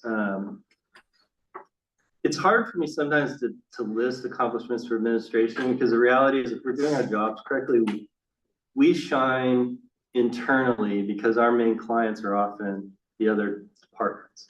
And so when they shine, we kind of smile because we know we played a role in making sure that they shine. So I did feel like, given how often Mr. Skinner got grilled by Ms. Gabrielle and me about numbers, we deserve a little credit for financial oversight of the Commons project and the library project, although I will always recognize that Julian was the heavy lifter.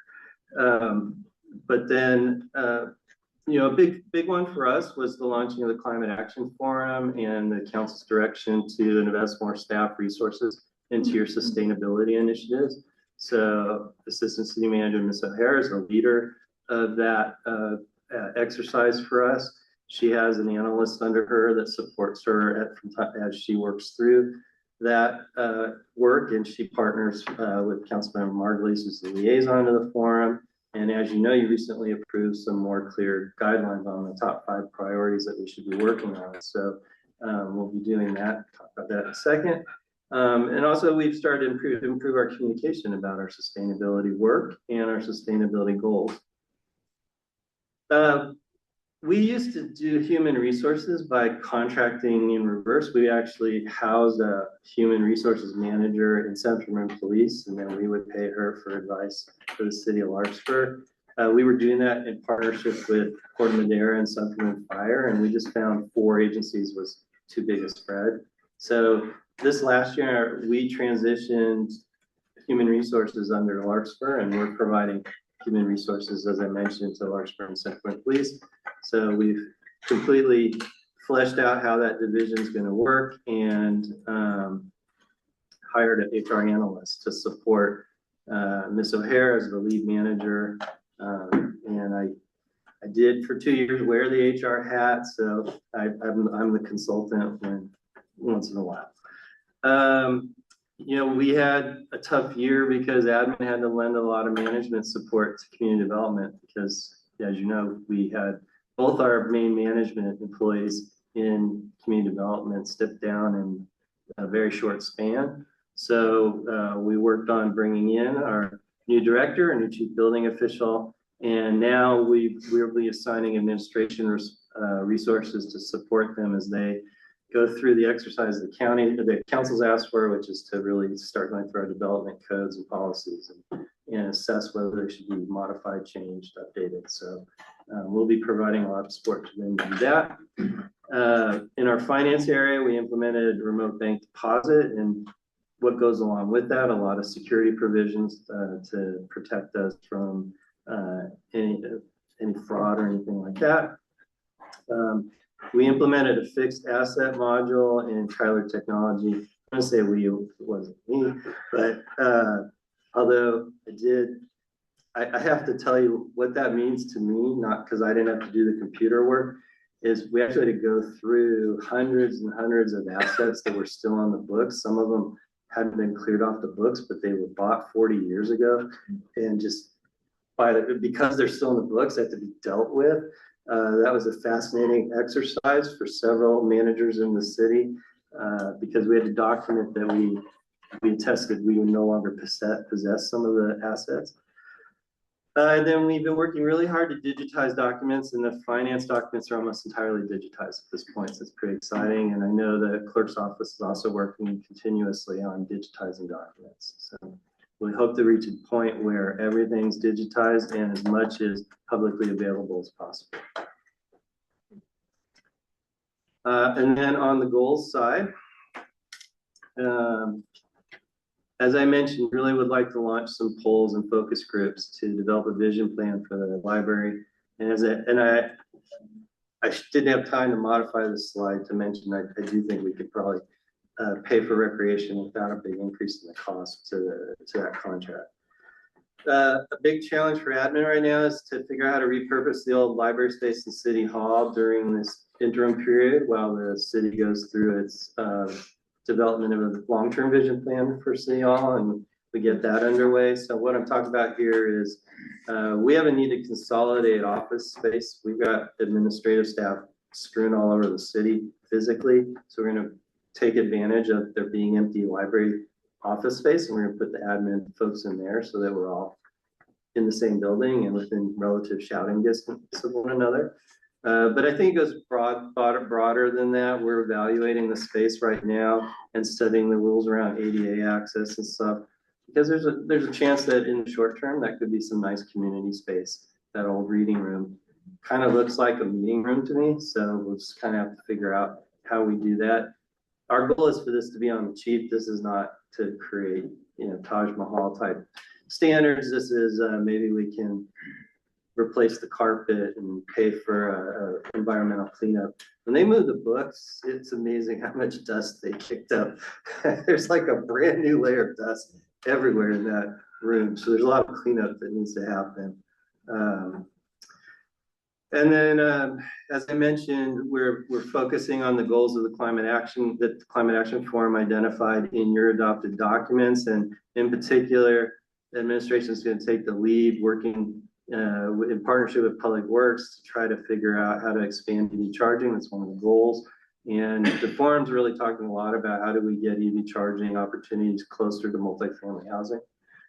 So we're going to put a particular emphasis on that. We're going to try, our Tyler Technology is our comprehensive financial software. So this year, Ms. Gabrielle set a goal to really work on automation and reporting. We're going to work on disbursement, content management. We want to further digitize our transactions, design control and procedure, implement our ACH for vendor payments. So again, trying to make efficient electronic transfers, but do it in a way that's safe so we're not making ourselves vulnerable. And then lastly, we've been purchasing for many years comprehensive human resources management software called NeoGov. It's very common. Most local governments use NeoGov. And it's the Microsoft of this space, and we're not taking advantage of it. So we've set a goal. So we're working with somebody who's well versed in NeoGov right now to start to build out the modules so that we're running more efficiently in HR. There's a lot of automation that we can do there that actually make a better user experience, particularly when we onboard somebody. and when they want to change the benefits, when they want to understand how their paycheck works. A lot we can do in NeoGov in conjunction with Tyler, and we can really help our staff have a better experience and help the community better understand when there's job opportunities with us and how they can pursue those. Can I ask a quick question? Just generally, what you and Amelia and, sort of the admin department, have you guys gotten a pretty good idea of tools that you could use, automation tools? Because it's one thing to buy a big system and we're pretty small. It's another thing to go from casually using ChatGPT to really building out. So we weren't going to mention AI tonight because we're still in our infancy, but we actually are, Ms. Gabrielle's volunteered to be the trainer.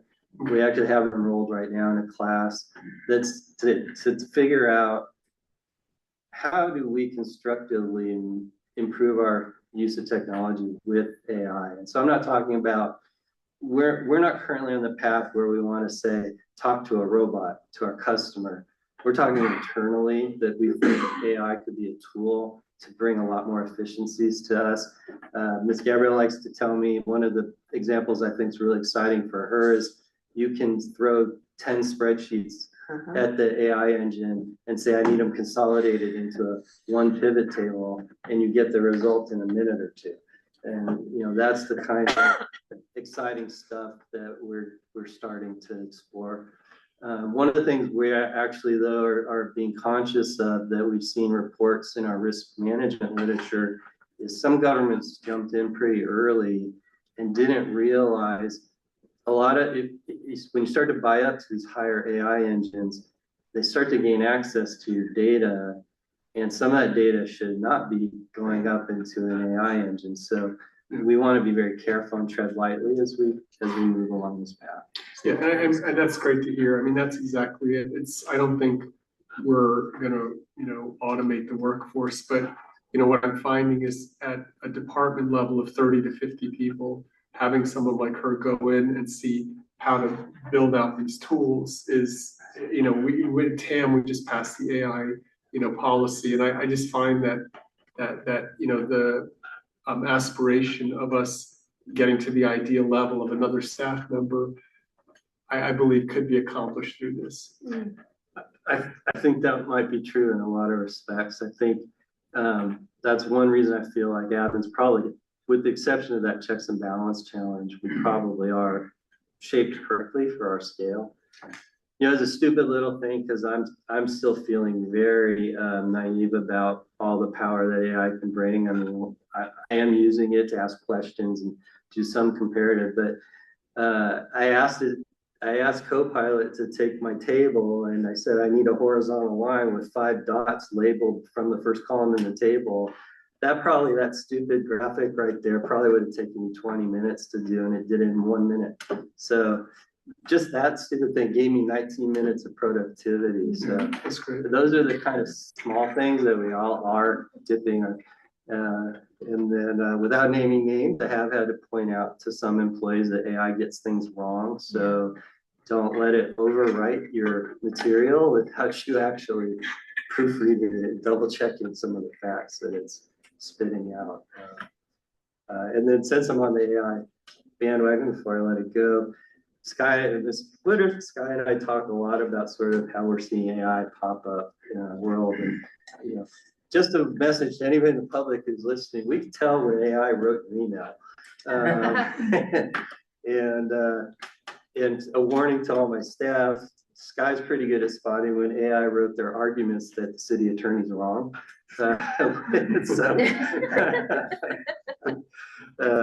Anyway, just kind of a brand new world. Which one do you use? I use Claude. Use Claude? Yeah, and Gemini, yeah. And, we're experimenting a lot with Copilot since we are Office 365 and it's integrated into the products. Yeah. It's really easy. That is it, unless you have more questions for me. I feel like probably you get so much information through the year of what admin's doing for you that it's probably not as big a shot. You're not going to go through all these last Oh, time. I am. Yeah, don't, please. No, I wanted those published because Ms. Gabrielle worked really hard to really explain to you how many mandates her operation is subject to. And she wanted to give you a sense of who she's doing it for. So she put in the table of different organizations.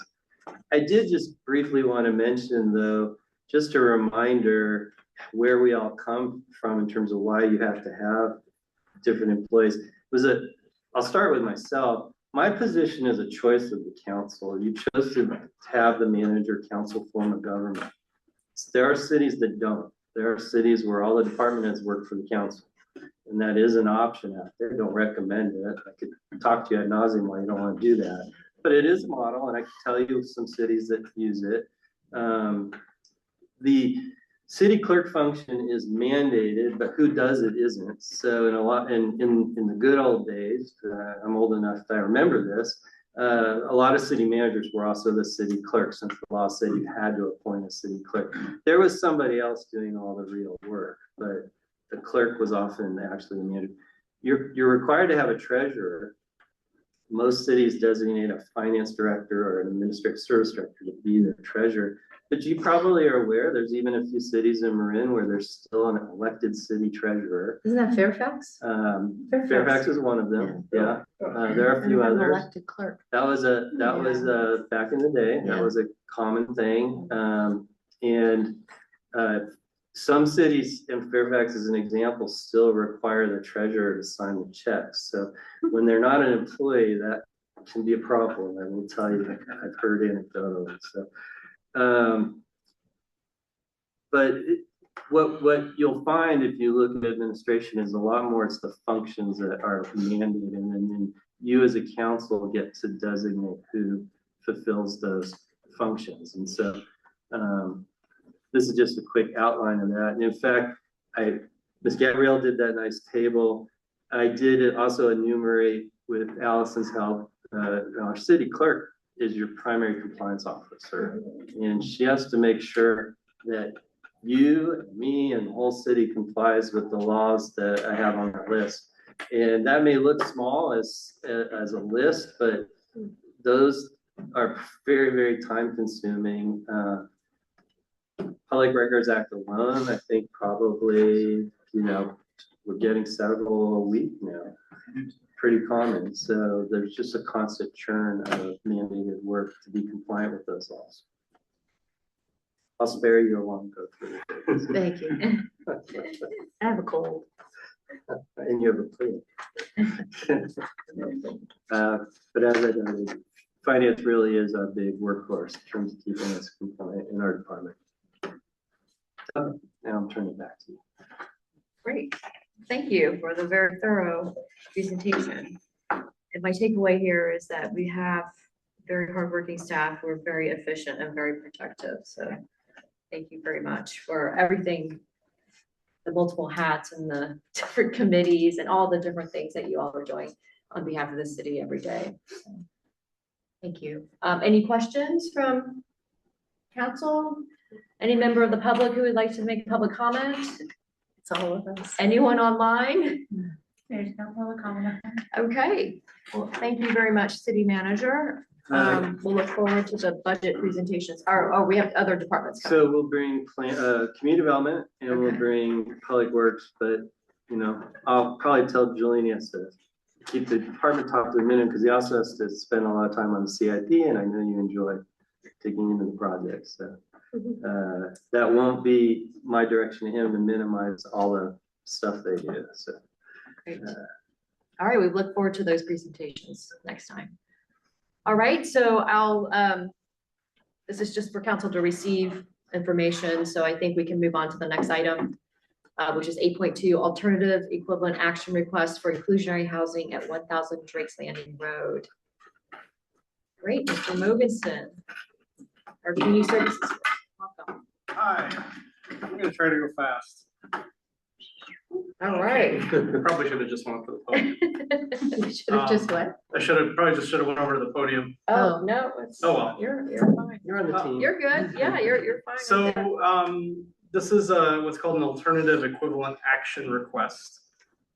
That sounds complicated, but it's really not terribly complicated. Whoops, let me go back one. So this is for the 1000 Drake's Landing project, which is actually just right around the corner from here. There's a little hard to see in there, but we circled it with a little yellow arrow. The gist of it is the Planning Commission approved this entitlement. It's a 19-unit residential townhome project. It's dispersed among 4 buildings. They approved it on October 8th. Of the project, it was entitled under SB 330 and state density bonus law. So by providing more affordable housing, it received a couple extra units. So instead of what would normally be 17 units, they were allowed to and entitled to have 19 units. At the time, the project was a rental. It was supposed to be a 4 rental townhome project, and they designated 4 of those rental units for affordable housing, 3 for low income income brackets, and 1 reserved for the moderate income household bracket. Just kind of an overview. They also received some concessions and incentives. One of the concessions was to have the affordable housing units in the area that you can see in the map in yellow clustered together. The alternative equivalent action is a way for applicants to adjust their affordable housing requirements. It's identified in our zoning code. In this case, because the applicant is back today because they're proposing to convert the project from rental to a for sale ownership project. That was always a possibility with the entitlement. It's not something that's locked in stone with the entitlement.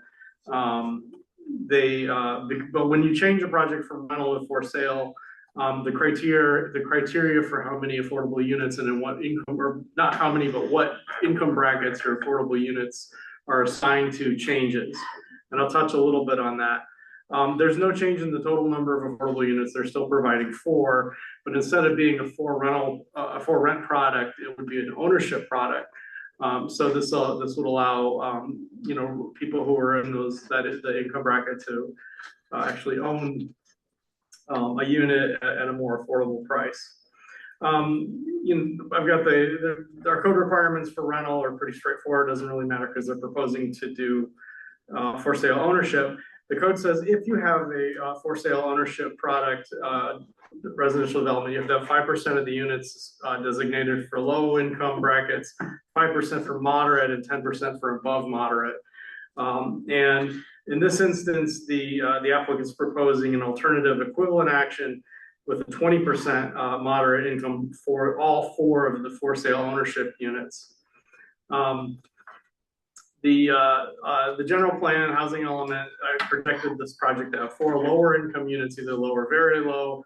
But in our analysis, we really need affordable housing at all levels, especially deed restricted moderate income ownership units. We have not entitled any deed restricted moderate income ownership units during this current housing cycle we're in.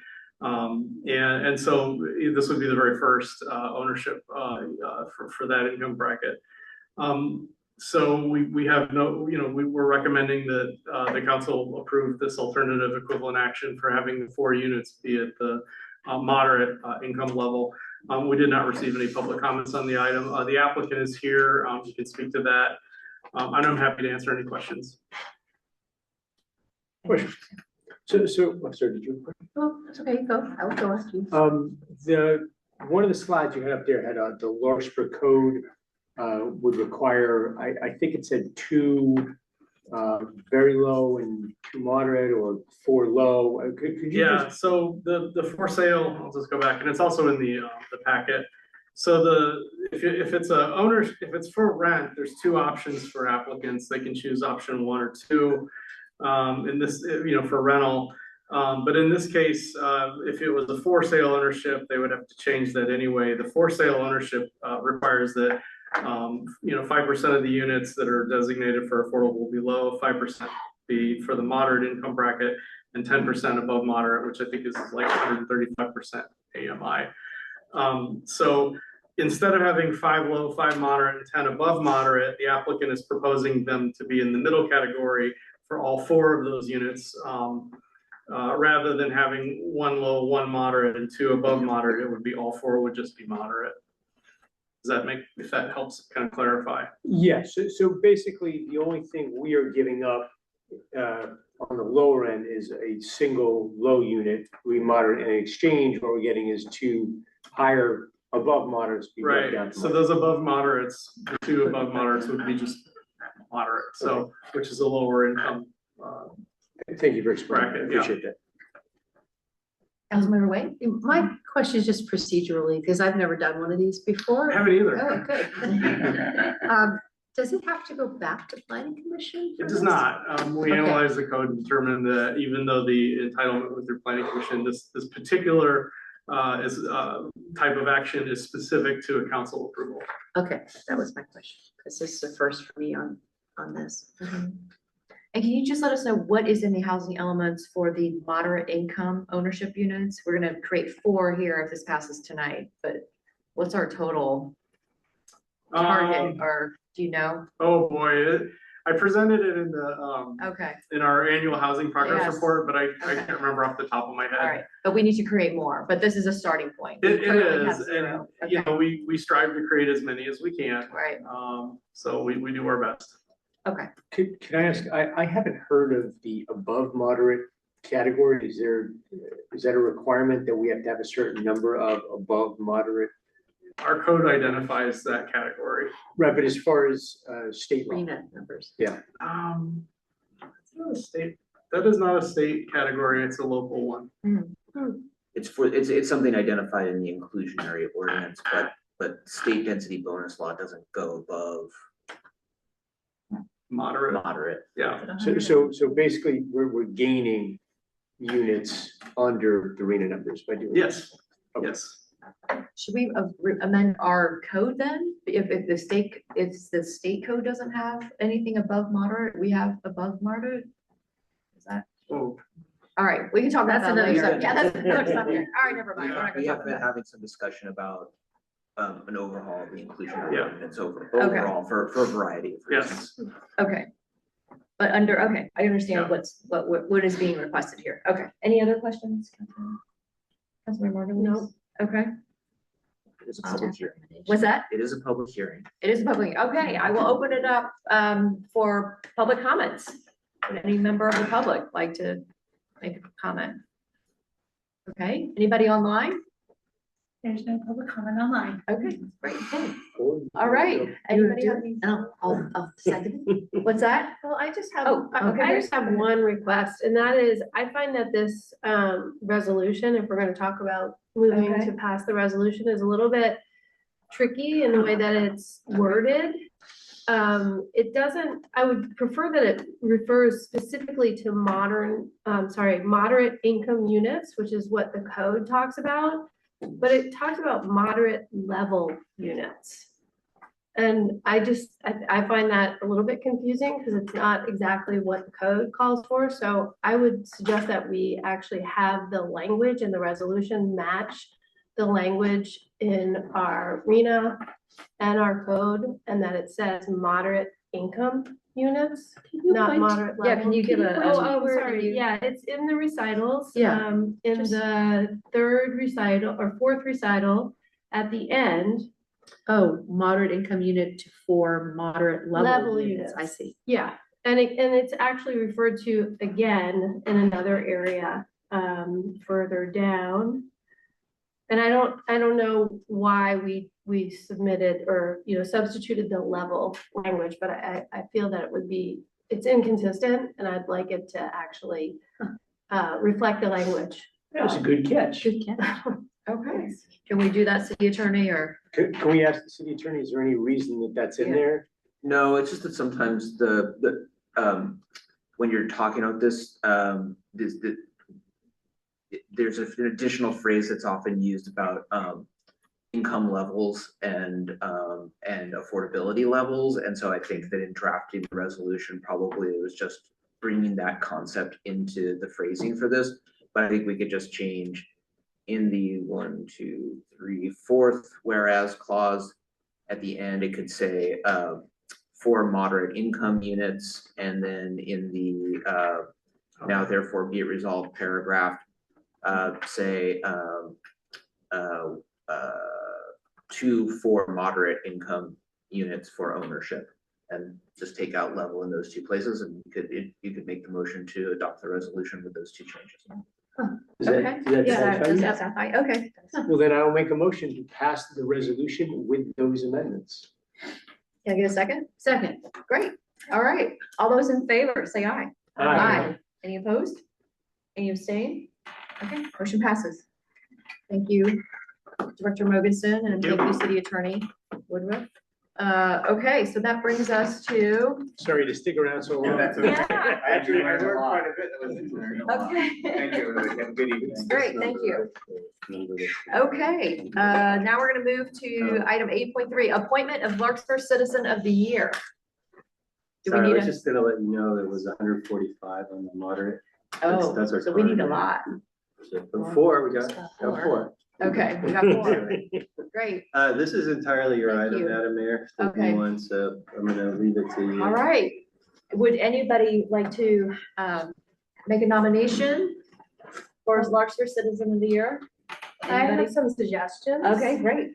I have 2 suggestions. One is for a dual nomination for Diana St. James and Chris Leinhardt, who were the brains and facilitators behind our book brigade. And the second one would be for Dana Swisher, who has been already recognized as a leader in the education community and an outstanding teacher, as well as the person who is behind the Refugia and creating our Habitat Garden and doing a lot of fundraising around that. So those were some ideas. The actual nomination for the can't even say a book brigade, came from a resident. She originally recommended to me Diana St. James, and Diana respectfully declined and said she couldn't take a nomination without Chris also being recognized, and she was just as much responsible and a participant in creating the book brigade. So those are just some suggestions. I think Dana was already a couple years ago, wasn't she? We usually get a list. Will you look up at Dana? I think she was. Oh, she was, okay. But I'm not positive, so, Okay. but I know Okay. Allison has a list, but I like those ideas. Yeah, those are great ideas. Anybody else have recommendations or suggestions? Okay, well, I think those are great ideas. I would be supportive, but let's have Allison check real quick. I gotta connect to the service at my. Okay. No problem.